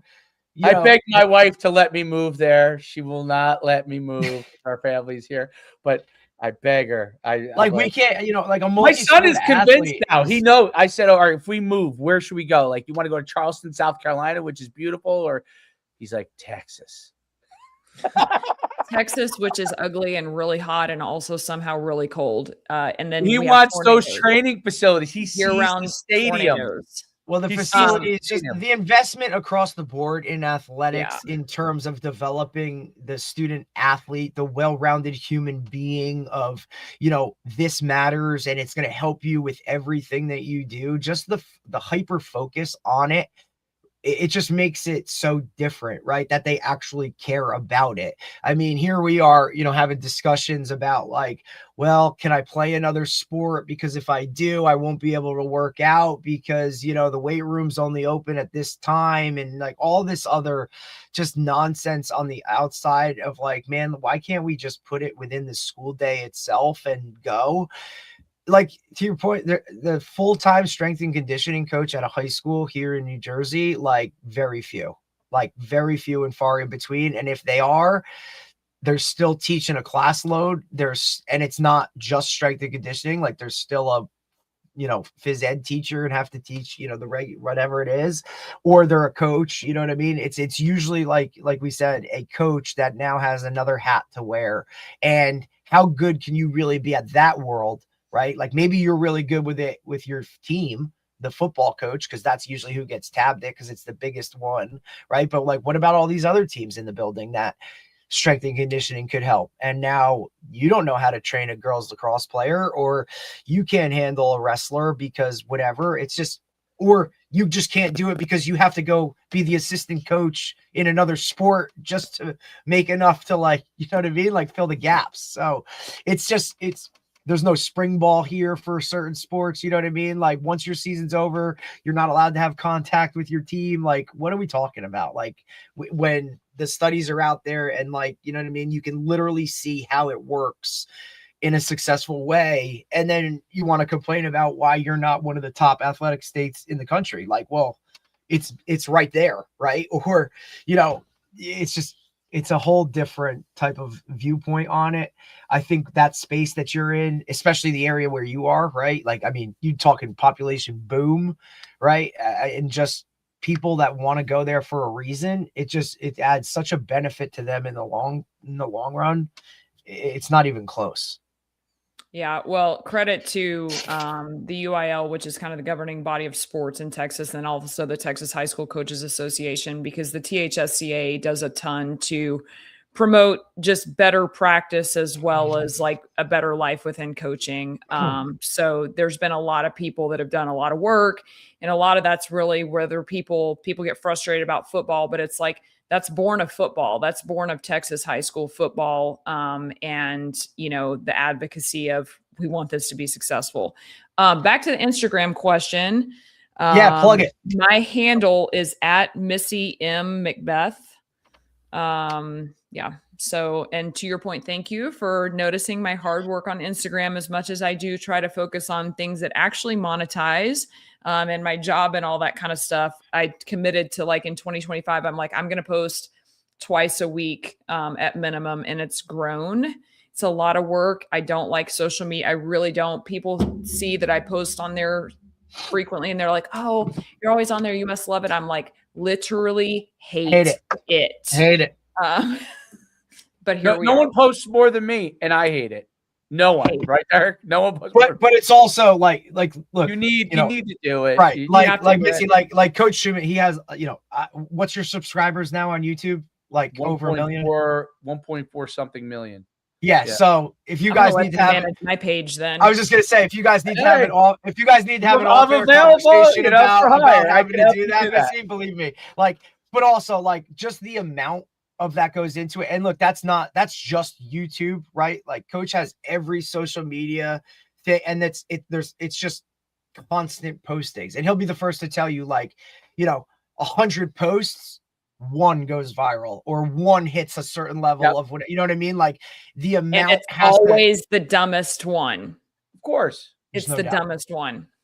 It's click. It's like, it's what it, and you're, there's no real. That's the thing you want to be careful that you don't want to be end up being known for. You know what I mean? But you're right. Like it's the crazier. Yes, it's always it's the outlier. It's always something outlier.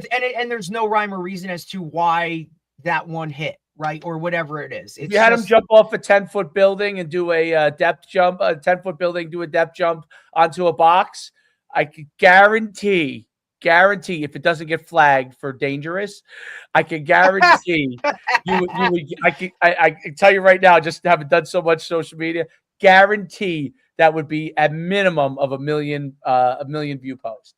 Because there was that one. There was a guy jumping off of the top of a rack with a barbell on his back, and that thing like just absolutely blew up. The one that always gets me is the one where they jump out of the pool onto the pavement, like that always, straight, like that's freak of nature. And look, this will be a weekend of, there'll be all kinds of shit because the NFL combine's going on, right? So it'll be, oh, this guy ran this or this guy does that, here's your top time. So now I will deal with next week, once it all hits social media, all these high school guys coming into the weight room going, coach, let's broad jump so I can see where I'm at here, or can you time this, or you can time that. It's like, well, that's why we've timed up where we'll max out this week, boys. Like we'll figure, let's see how far away from you are 225 if you can get 46 reps, right? Like, let's not try this, okay? Like, let's you're a freshman. Like, we'll figure this out in the long run. Misty, I can't thank you enough for your time. Great job. You would be awesome in Jersey because you're just straight to the point, like no bullshit. Love it. Like, you know what I mean? Like, probably be feared. Right? A lot of people would probably be scared. No doubt. That's what I like to hear. Like rock and roll, dude. Like it really would be, because that's you did a great job. It was really awesome. I'm glad it finally worked and we finally got you, that we could have this conversation, and I really appreciate it. Good luck with everything in the future. If there's anything that we can ever do for you, please reach out, let us know. And good luck. Thanks for having me on. No Phenomenal job, Missy. Great job. We'll see you soon. All right. That was a great podcast. Don't fuck with her. It's funny because I know it's like football is not her for, like, you know what I mean? Like, she's good. Listen, not that she doesn't like football, but she just knows that space is so separate and so different. And I think she did such an awesome job of addressing some of those main, like she said, like what everybody thinks about, like between high school coaches and the private sector, and it's 100% true. But it really it comes down to turf. It's a turf war. Listen. Turf You're war, fighting for, like, those guys want more clients. They want people to be able to pay, hey, here's $3,000 for 10 sessions, right? And your high school coach is saying you don't need to do that because we can do the same thing here. They're saying no, you can't, because they don't have the equipment and we have all of this and all the bells and whistles. And look, it's just a back and forth. It's always going to be that way. You have some people that kind of go back and forth with it, but it's not going to happen. Like, it just is what it is. To me, you've watched The Outsider, so you've seen the movie. You probably read the book too. Pony boy. So when you watch The Outsiders, you want to know how, in general, people are, right? There's always a tribal element to where people are, right? Meaning, this is my world. Please don't cross into my world. I'm protective of my world, right? Yes. And I always say, like, when you see the guys that bridge the gaps, that are able to bridge the gaps, those are the people that have tremendous amount of success. Guys who can bridge the gaps, like two worlds that don't necessarily align. Right. You're able to have a conversation. It doesn't mean they agree with you, all the time, but you're able to have a conversation with them, and that makes a big difference. It's dude, I always thought that one of the most people don't even remember this part of the Outsiders, but as like a coach and an athlete, I always remember this part when they're gonna fight. They're gonna have the big rumble. The rumble. The big rumble, right? When Patrick Swayze, which would never happen today in today's world, because too many people would post about that it was gonna happen, that by the time they showed up, like all the cops would be there. And there'd be shootings now. And everybody takes it to a different level because nobody can just get punched in the mouth. That was what was so eye-opening about it, that someone got stabbed and killed. That was well, that's why that was the whole part of it, of like, this is really escalated to this point where it was never right. This is what happens when it just continues to fester and grow and do all this, right? And just not what it is. Yeah. Well, listen, dude, what do you think Middletown South and Middletown North is? It's the Soch and the Greasers. And I think every town is like that. Just every town has it, right? And even in today's era, where there's a lot of like, hey, we're all one. Every town, like one side is the Soch, one side is the Greasers, right? Yep. And it doesn't necessarily always mean about money or not money, but it means, because actually in Middletown most people have money, but right. But it's even the lowest level of money in Middletown is the mentality. Maybe the highest level. It's more the mentality, like one group's on this side, one group's on the other side. Yes. Or you could use West Side Story as an example of that, right? That's another. All these are. But it's which was, by the way, those are always the Warriors in the movie The Warriors. You remember that movie? I don't know if you watched it. That's a great movie. You should watch it if you ever watch.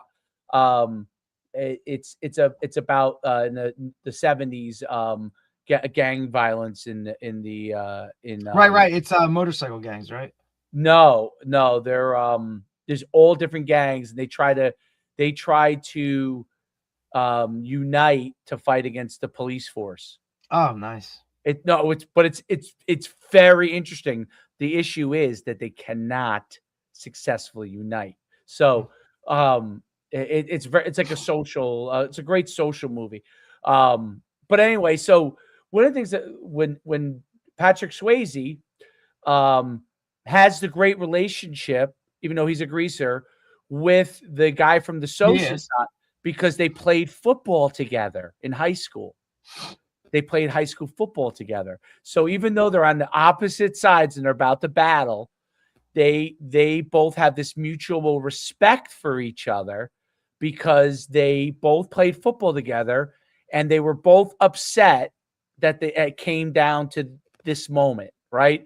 Because they both, even though they're both on their sides, they played football together, and they were both really like, because they would tease him. They would tease Patrick Swayze about, you're friends with so and so. You know what I mean? We played football together. Like, they had mutual respect for each other. I always came away from that as being a football coach and football player, as like football really does bring people together, because these are two guys from the opposite sides of the tracks who would never get along, never talk to each other outside if they didn't play football, and they actually know that each other, it's actually ridiculous, but they're in this world. You know what I'm saying? They're both in this world, but they're actually friends with each other. And I always like, that's what I thought. Outsiders, like, that's a book that all people should read.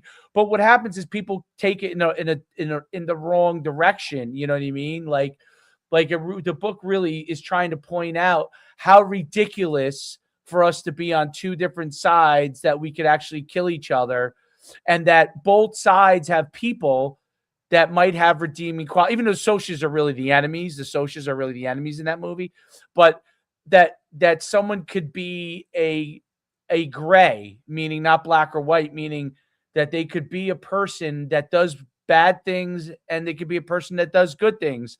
You know, do it for Johnny kills. Do it for Johnny, man. Yeah, he kills the guy, but he goes and dies saving kids out of a fire, right? So I think that movie is it's so underrated, and people nowadays don't watch it. Like, definitely not. They don't watch it. They don't understand. It's like alien to them. Like, it's so like outside of like, wait, what do you mean? This is like something that like, yeah, this is how it was. This is how it was. And like, you know, the fact that the girl who at the time, Diane Lane is the actress, plays Cherry, whatever her last name is.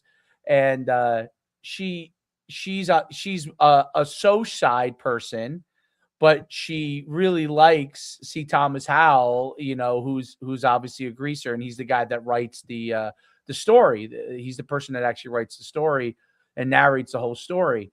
But it's such a great movie. I wish people would watch it. I wish, it's hard to get kids to watch those things, but there's so many good things. It's different than movies now. Like, they don't really try to tell you a story, like it's like, this is the superhero, this is the villain. You know what I mean? Like, it's very, very concrete. Whereas I really believe that people in general have a lot more sides to them. And yes, there are evil people in the world. And yes, there are do-gooders who do very few things, but most people fall in between, are probably generally good, but do make bad decisions sometimes. Right. And absolutely. And I think that is less put out there in the world today than it should be, because that's really the truth of how people are. Like, fire this guy, he made a mistake. Fire, it's like, okay, well, what about all the other great things that he did? You know what I mean? Right. Like, let's just focus on the one negative. He screamed at a kid too much, And I by the way, that's why I like him or hate him. Like, people think that Dan Hurley's a jerk and all this kind of stuff. I'm like, dude, he's great, man. Like, he gets out of control, no doubt about it. He's also phenomenal leader. Like, let's understand what's he figures things out. He gets people to reach deeper than they probably would be able to. And he himself is a dark human being. Dark. Very. Like, oh yeah, he's got a lot. Yeah, I mean, this story is crazy, like, yeah, but and he all days. Yeah, and that has made him. Look, his father would be what you would call, he would be Saint Hurley. You know what I mean? Not that he wasn't tough on the kids, but obviously his father was a high school coach, taking underprivileged kids, helping them have an opportunity to succeed for the most part. All the championships, all the things he did, gave his own money, to the school, right? Several times. And, his son has become the coach that he is because he got to learn from his father, and he's not his father, which I think probably was a hard thing. In my opinion, had to be the hardest thing for him. I'm not the guy. Yeah. Or I'm not my brother. I'm not going to be, no one's going to go and say, Dan Hurley, Hall of Fame, greatest coach of all time. We love him. They're going to say that about his father. You know what I'm saying? They may say Dan Hurley, greatest coach of all time, but no one's going to, because the way his personality is, and he had to become okay with who he was. Like, you got to become okay with who you are. And yeah, does it feel good if some people don't like you? No one likes when people don't like them. Like, you have to feel good about the fact that you are who you are, and you know what? Like, at the end of the day, I can't be Derek. Derek can't be me. Like, you have to be comfortable with that, and that's okay. That's what I loved about her, by the way.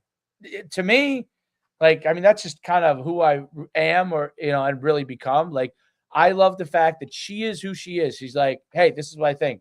This is what I believe, and it's really, really good stuff. And with Texas, I think your point's really valid with Texas. What I learned, the first event I ran in Texas, Derek, I'll never forget it. I'll never. Like, this place is different.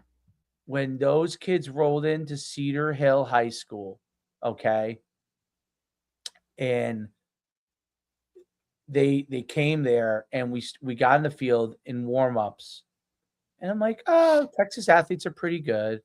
Right. I get, yeah, Texas, blah, blah. And we went through the testing, and the testing was good. But I've told you my stories about Louisiana. I was just blown away what the Louisiana athletes could do.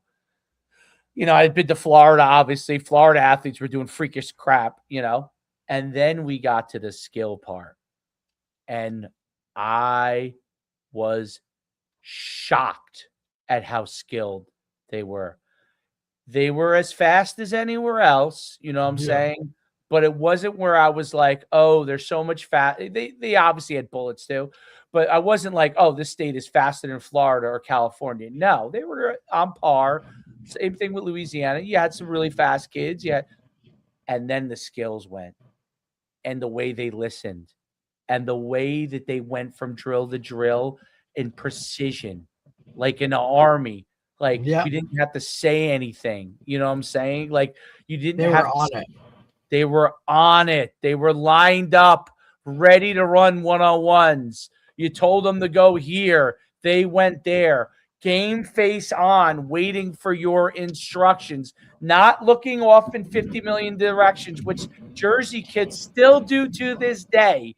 Okay. They were not, these were freshmen and sophomores and eighth graders, Derek. It wasn't seniors and juniors. And they were locked in, focused. And I was like, this place is amazing. It was the first place I went to that the head coach who we hosted it with, I never saw him. I communicated with him, phone and stuff. Joey McGuire, now the head coach at Texas Tech. Yep. Okay. Joey McGuire came out. I think he said hello to me one time of the time there. I think we did a few events there. But he had Calvin Ruzica out there, ready to go. Whatever time I showed up, waiting for me, met me, had him or whoever we needed to do ready to go, open facilities, open it up. What did you need? I mean, right. Joey McGuire had his guy as if it was Joey McGuire. It was just, and you know why he picked Calvin Ruzica? Guess why he picked Calvin Ruzica to come out and work with me? Take a guess. Calvin Ruzica was originally from New Jersey. Got it. So he was so smart. Is like, I'm going to put a guy out there that can say, hey, I'm from, so-and-so. I don't remember where Calvin was from. You know what I mean? Immediately bridge the gap. This is how we do it in Texas. Cool. Awesome. You know what I mean? So it wasn't like, this. Yeah. I mean, so that was my first impressions. And I was just like, I mean, besides the stadium and all that other stuff, like, you pull off the highway, like, he's like, you won't miss it. I'm like, what do you mean? Like, no, you won't miss it. I'm like, okay. So I'm coming along the highway. I see the exit. I'm, you're all nervous. You know what I mean? Like, you don't want to be late. You don't want to, you don't want to miss the place. And then, you miss your meeting time with the coach. You know what I mean? And I'm coming in there the day before. And I can't remember who I was with, but I'm like, he was right. You can't miss it. As you're coming towards there, the exit, there it is to your left, right off the highway. Boom, there it was. Gigantic stadium, and Cedar Hill wasn't what some of these other stadiums are now. I don't know if they redid theirs, but there it was. Giant stadium, said Cedar Hill, and their logo was the Longhorns. I still remember it to this day. They were the Longhorns. So it was like I don't know. I get it. I get it. And so when people say, like, what is Texas like? I'm like, it was not sure you have any idea. Yep. When I went to Lake Travis, Jeff Dykes, hop in. And I told you this, hop in where? Hop in, he had the what do you call it? The golf cart. They had golf carts everywhere. Hop in the golf cart, Lake Travis. I want you to see our fields. I'm like, Coach, I got to set up for the event. He's like, have your guys do it. Tell them what you need them to do. They'll do it. I'm like, okay. I have a quick meeting. Well, obviously, I hadn't done things that way, right? I was like a kind of like a frontline general of this stuff. I was in the front as I did it. No. Tell your guys what to do. Like he's telling me. You know what I'm saying? Right. My guys were great. They're like, hey, we need this, and then he worked with the Lake Travis guys. Get this set up. They're like, just go with Coach Dykes. Trust me, just go with him. Dude, he showed me all the fields. And we're building an indoor. Holy hell.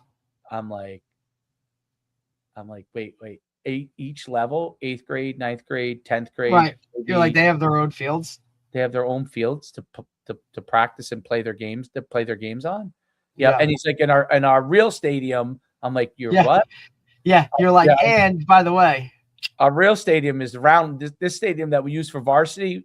We rarely play games on it, only if there's a conflict at our real stadium, which was they shared in the Lake Travis.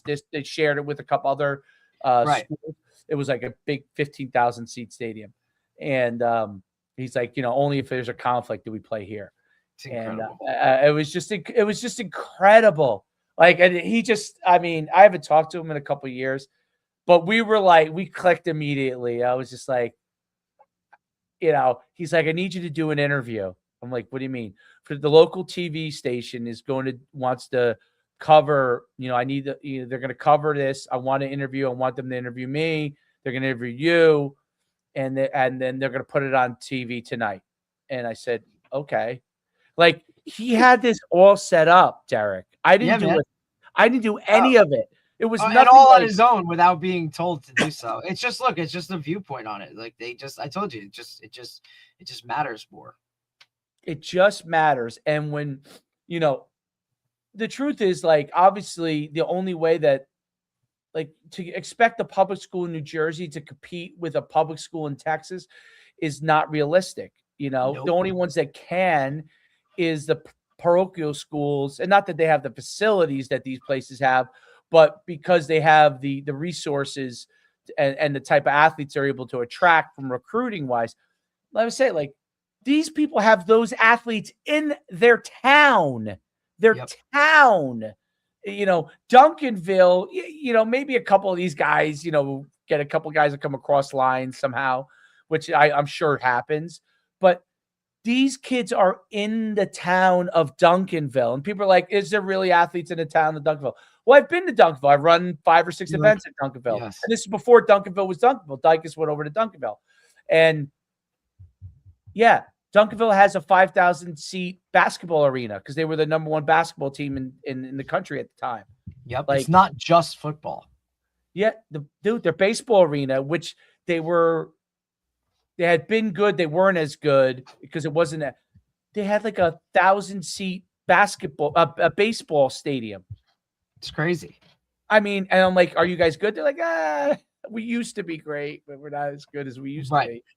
Like, because football and basketball have become a huge emphasis there in track.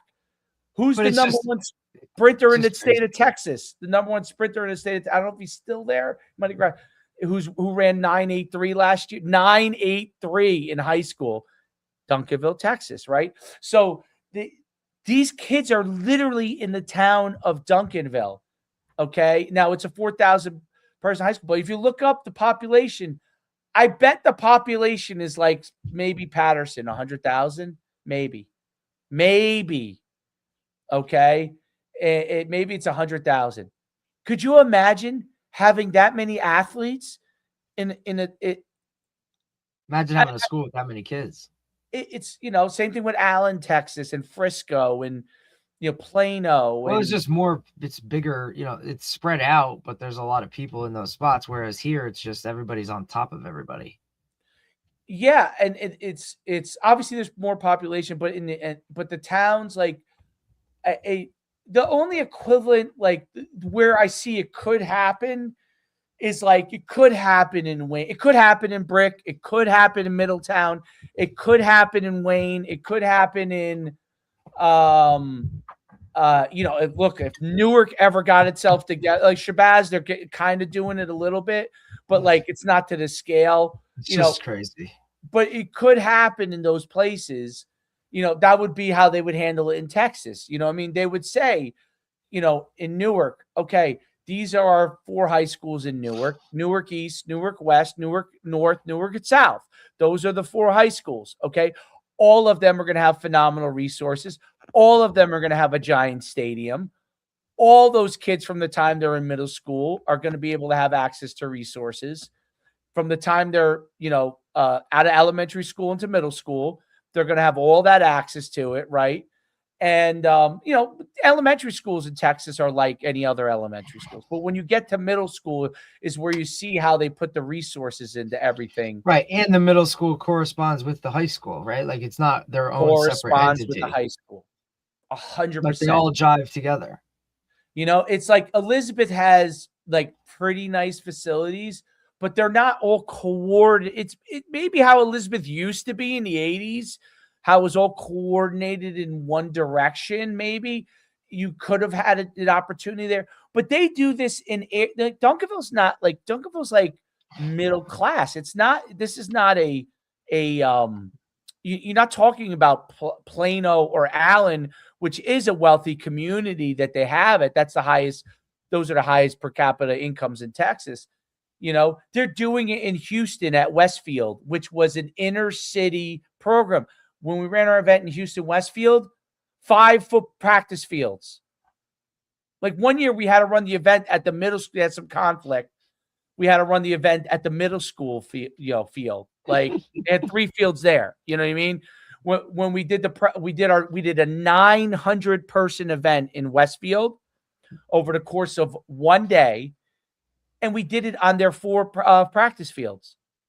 It's crazy. We didn't use their game facility was in town. You know what I mean? They had like a 10,000. Yeah. So it wasn't on campus. They would travel, you know, to that. But their 4 practice fields, we ran. And when I say Bermuda grass, Derek, Bermuda grass, dude, where did their head coach go? Their head coach was I think now he might be back at high school, but he was at Houston. He was the associate head coach at Houston. He went on, you know, like, phenomenal guy. Corby Meekins, dude. Corby Meekins, come inside. Coach Human and team, come inside. What time you guys getting down here the day before? We'll be here. Come down. All 8 coaches, like that were on staff. All 8, they're all available to you, coach. Okay. Right, whatever you need. Do I have to pay them? If you pay them, that'd be great. Whatever you give them, they're happy. Okay. I'm like, okay. Is it cool? We give them $100. Well, that's the other thing too. Like in Texas, like in order to coach at the high school, like you have to be an employee of that school. Like maybe some, you know, most districts are that way, right? Like they definitely are, but they're just way, the head coach, the OC, the DC. Maybe the OC and DC have some class. Those guys have. Yeah, the head coach just does that, but the other guys sometimes, you know, like whatever. But it's like they're not.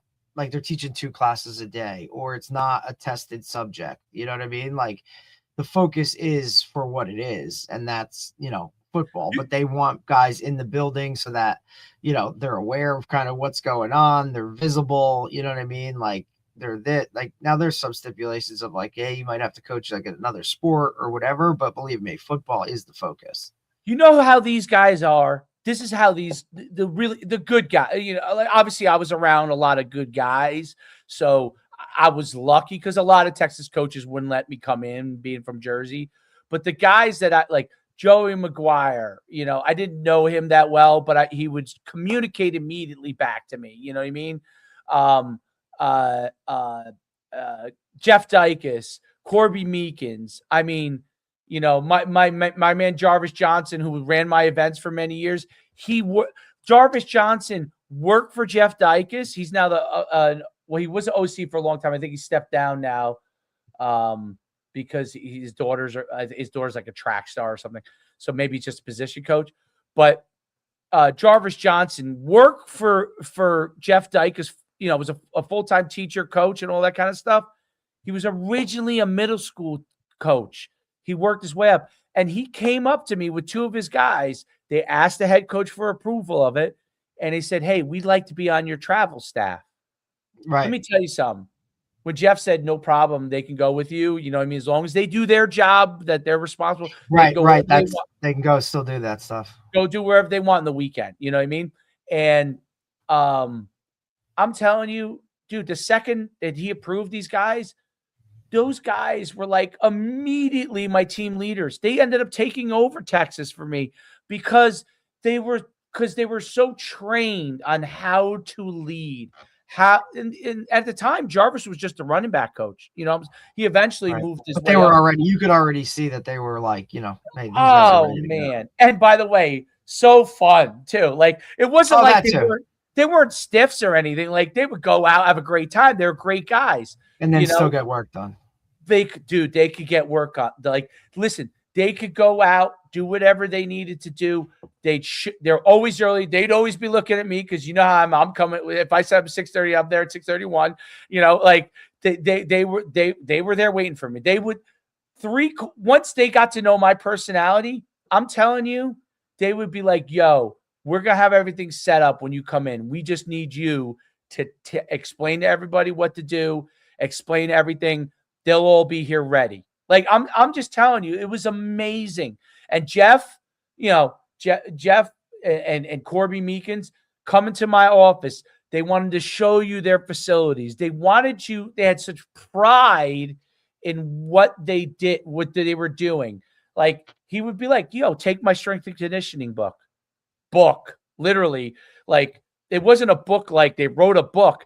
They had, it was a gigantic pamphlet of their system. You know what I mean? That every coach had. You know, hey, you want me to go over any plays with you? If you have time, I'm glad to go over everything. Here, this is what my wristband looks like. He showed me his wristbands. I've seen his wristbands. What do you do? He would ask me, what do you do? Like, these are Texas coaches, dude. They are where we would aspire to be, right? They would ask you, what do you do? Yeah, because they want to know. This is how I do my, because obviously my system at the time was probably for New Jersey fairly, just like you run and shoot was innovative in the 90s. Like, what I was doing was pretty innovative. Not a lot of people were doing it. And he was like, oh, okay. He's like, this is why I do this. He's like, why do you number your guy? Like, I went on the board and showed him how I number my players. He's like, why do you do it that way? I said, well, this is what I was taught. And this is why it gave me flexibility to be able to do if I wanted to run 1 million sets, I could, you know what I mean? Right. Like, whereas the memorization of H, Y, A, B, or Z, X, Z, there's a level of memory with letters that's harder than numbers. Right. And that's how it was explained to me from DJ, right? And I explained that to him, and he was like, wow, that's really interesting. Makes sense. So I said, that's how it explained to me. And the way my mind worked, because I always said, like, I have to coach with how my mind worked, and then it's my job to figure out how to communicate it to the athletes, right? Like, if my mind couldn't wrap my head around this, then I couldn't do it because I couldn't teach my kids it. So when he taught me that system, my mind somehow wrapped around it. Like, I just got it. And I'm like, if I got it, then I know how to teach it. And, but these guys are great. Like, he'd be like, you tired? You want to take a nap on my couch? Like, I mean, this is who they were. And to this day. And then some of those guys, like, look here, like, they don't even have an office. Oh, their offices were amazing. I mean, some were better than others. Like, Dyke of course. But I'm just saying, like, in general, like, their weight rooms were amazing. Normal here. Their weight rooms were unbelievable. But what the greatest thing about a lot of those guys were, you could reach out to them even when they were in college, dude, and they would get back to you. They'd still get back to you. They'd be like, oh, like, I don't know, it's taught to them from the time they start coaching as young coaches. It's taught to them. Yeah, you got to pay it forward. The Texas High School Coaches Association and the Texas High School Football Coaches Association, that's the largest football conference in the world, is the Texas High School Football Coaches Association. Yeah, no doubt. It's in July. It's huge. Jarvis always tells me I should just go to it just to go. I've never done it. He's like, and it's for coaches. It's not just football. I thought they have, I think they have a Texas football one too. They do. But I'm saying in general, like, they have another that's all, you know what I mean? Like, it's just crazy. More people should go instead of looking at the politics. Like, it's like a 3-day retreat that they all, like, if you coach a sport in Texas, like, you go, and it's across the board. It's really kind of crazy. Instead of people always looking at Texas like from a political standpoint, saying, oh, their politics are different, I don't want to go do what Texas people do. What they should do is just go there. It's independent of politics. It literally is, what can we try to do to help these kids be the best they can be? That is it. Like, that's my experience, at least. Okay. That's not that there aren't districts that suck. I'm sure there's a lot of districts that suck. But as far as what the philosophy is, that's the philosophy. What can we do to help the athletes? And all the coaches that were with me, they were all like that. Not that they didn't have conflicts with each other, not that they didn't have disagreements, not that they politically weren't on different areas from each other, but they were all in agreement as to that's what their philosophy was within their programs. And it was unique. And whether like they're 5-5. That's why Melissa, who's like 5-5, right? Those great facilities. That's why Bosco they hang with who they play, Bosco. That's why that game goes down to the wire. Listen, Melissa can't hang with Duncanville. Duncanville will murder them. But they can hang with Don Bosco for a long time because even at a middle-of-the-road program, that's going to be the philosophy. You know what I mean? It's just that they play other great programs. So, whereas a great program down here really stands out because they have not just a great coaching staff and a great philosophy, but also resources. Whereas you might have great coaches in New Jersey in mediocre programs because they don't have that thing that you have in Texas, and they're stuck in a system. And there are some guys that are phenomenal coaches that you come across them and you're like, this guy's a really great coach. He probably has to go try to get somewhere else because you're not going to have success at this place the way that you would like to, just because you're going to be limited by the external. You might win in spite of here and there, but external factors are going to control that. Whereas in Texas, they're trying to eliminate the external factors, correct. From doing that. And obviously there are levels of coaches, but it's no coincidence that Art Briles went from high school to college. Like all of these guys are able to, because you could take a Texas head coach at a big program, and when he goes to college for the first time, there's not much difference. There's not much difference between high school and college. It's why those guys. It's why that's why those guys get more jobs. There's very little difference. They already know the structure. They already know, you know what I mean? They just need to have a year or two under whatever that college coach does to understand their process. But they've already been working that hard. It's really interesting. And the Tony Hollers of the world's success comes from the fact that Illinois does not have that as much. New Jersey does not have that as much. So those kind of things can really help those places that don't have that. California does not have that as much. Even Florida does not have it as much, even though they got the athletes all over the place. They don't have it as much. Whereas Texas does, Georgia now does, South Carolina does, a good part of Alabama does. And Louisiana's trying to do it more. There's a have and have nots. But you see that, and it's very interesting. But anyway, great pod. I've taken too much of your time. I will Tomorrow let you go. We are 10 a.m. with John Betchel, who just finished at Johns Hopkins, but was originally a linebacker at UConn. So, I did. What year did he play? This was his 5th year. He left after. I think he left after his 5th year. He was a starting middle linebacker, played a shit ton as a younger guy, and then I think tore his ACL, and then kind of transitioned to hey, I have one more year, let me go do it at Johns Hopkins. So just an interesting story of his process of coming to fruition of hey, I'm gonna go here and finish up. So it'll be cool to talk to him. I've known him for a little while. Yeah, that's the name sounds familiar. That looks great. That sounds great.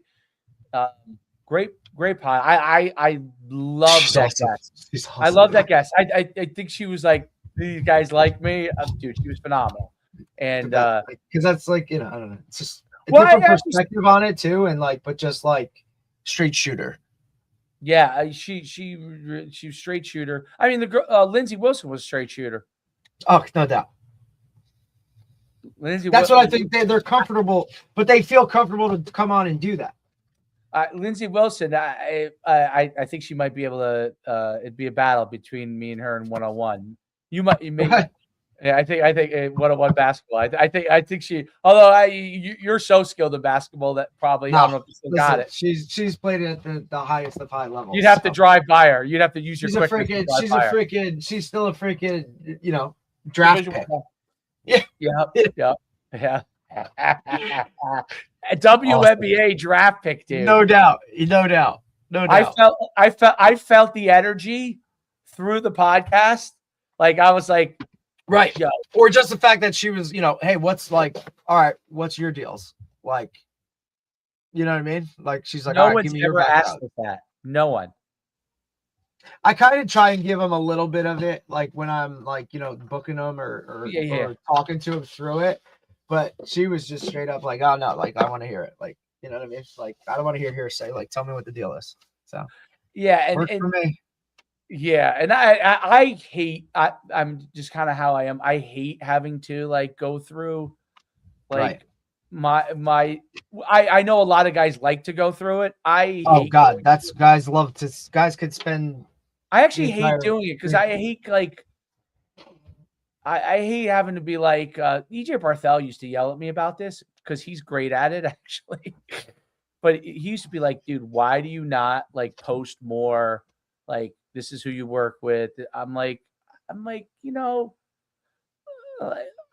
like if I had to see it over and over again as if I was an athlete, that like this guy was posting that he worked with me over and over again, like that might annoy me a little bit. I'm like, I do it. Obviously, I understand it's business and I should do it more than I do. And I try to do it, you know what I mean? But the truth is, if I posted it, there's really no one, there's very few people in the United States that can touch it. So it's just that like, it's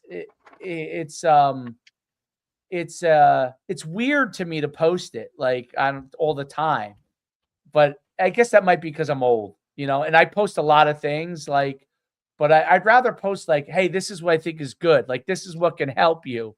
This, what I mean? Like, this is a player that's, ranked high. Here's a high ranked transfer portal guy. Like I'd rather, cause I find that more interesting, but it's it's an interesting space. So Instagram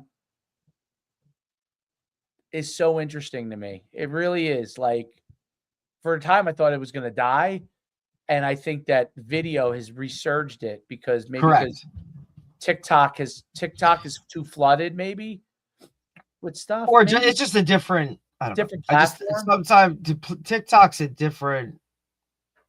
I don't know. It's just that's like an all-in type of thing. Whereas I think like the Instagram, you get a little bit of this or a little bit of that. You know what I mean? Some people don't want to dive into the TikTok world of like only videos and whatnot, but and it only ends up, it keeps giving you things that you don't necessarily want. I think TikTok sometimes, right? Like, I don't know if you've noticed that. Like, I'm like, I don't care about this. I don't care about that. Like, is that my algorithm? So whereas Instagram somehow has improved its algorithm, even if it's something I'm not interested in. It's usually within the sector of what I'm looking to watch on. The only thing it doesn't do well is that rewind part, which annoys me. Like, I want to rewind and slow things down sometimes, and it doesn't do it as well as TikTok does a better job at that. Obviously, YouTube does a decent job at that, but it doesn't. I wish they would just put a feature where like you could, that scroll where you could, because I like to watch some things in slow motion when a guy talks about it, and like, is what he's saying actually happening? Right. You know what I mean? Because I don't know if some of that gives you that access. Instagram doesn't do it as well for some reason, but because I don't think I don't think Instagram was based to be like a video platform originally. Yeah, it was just hit this. Yeah, it's evolved, and I actually think it's maybe the best one for video. If they actually put that little feature, that like, because I like the plays.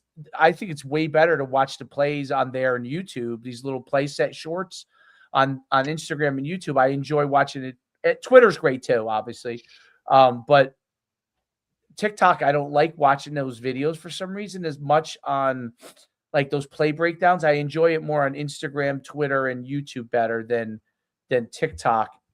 And I don't know, for whatever reason, it just comes across in a better way for whatever reason. But anyway, looking forward to tomorrow. Great podcast. Keep up the great work. And I'm going to send you the link. I have the sponsor thing done for you. Oh, cool. I put it actually on the the page. So you could actually, if you want, just send them the page. And if you look at it, you think that something should be changed, just tell me, like clarified better or something. Just cool. Awesome. Yeah, I'll take a look. Sounds good. Cool. All right, man. Later.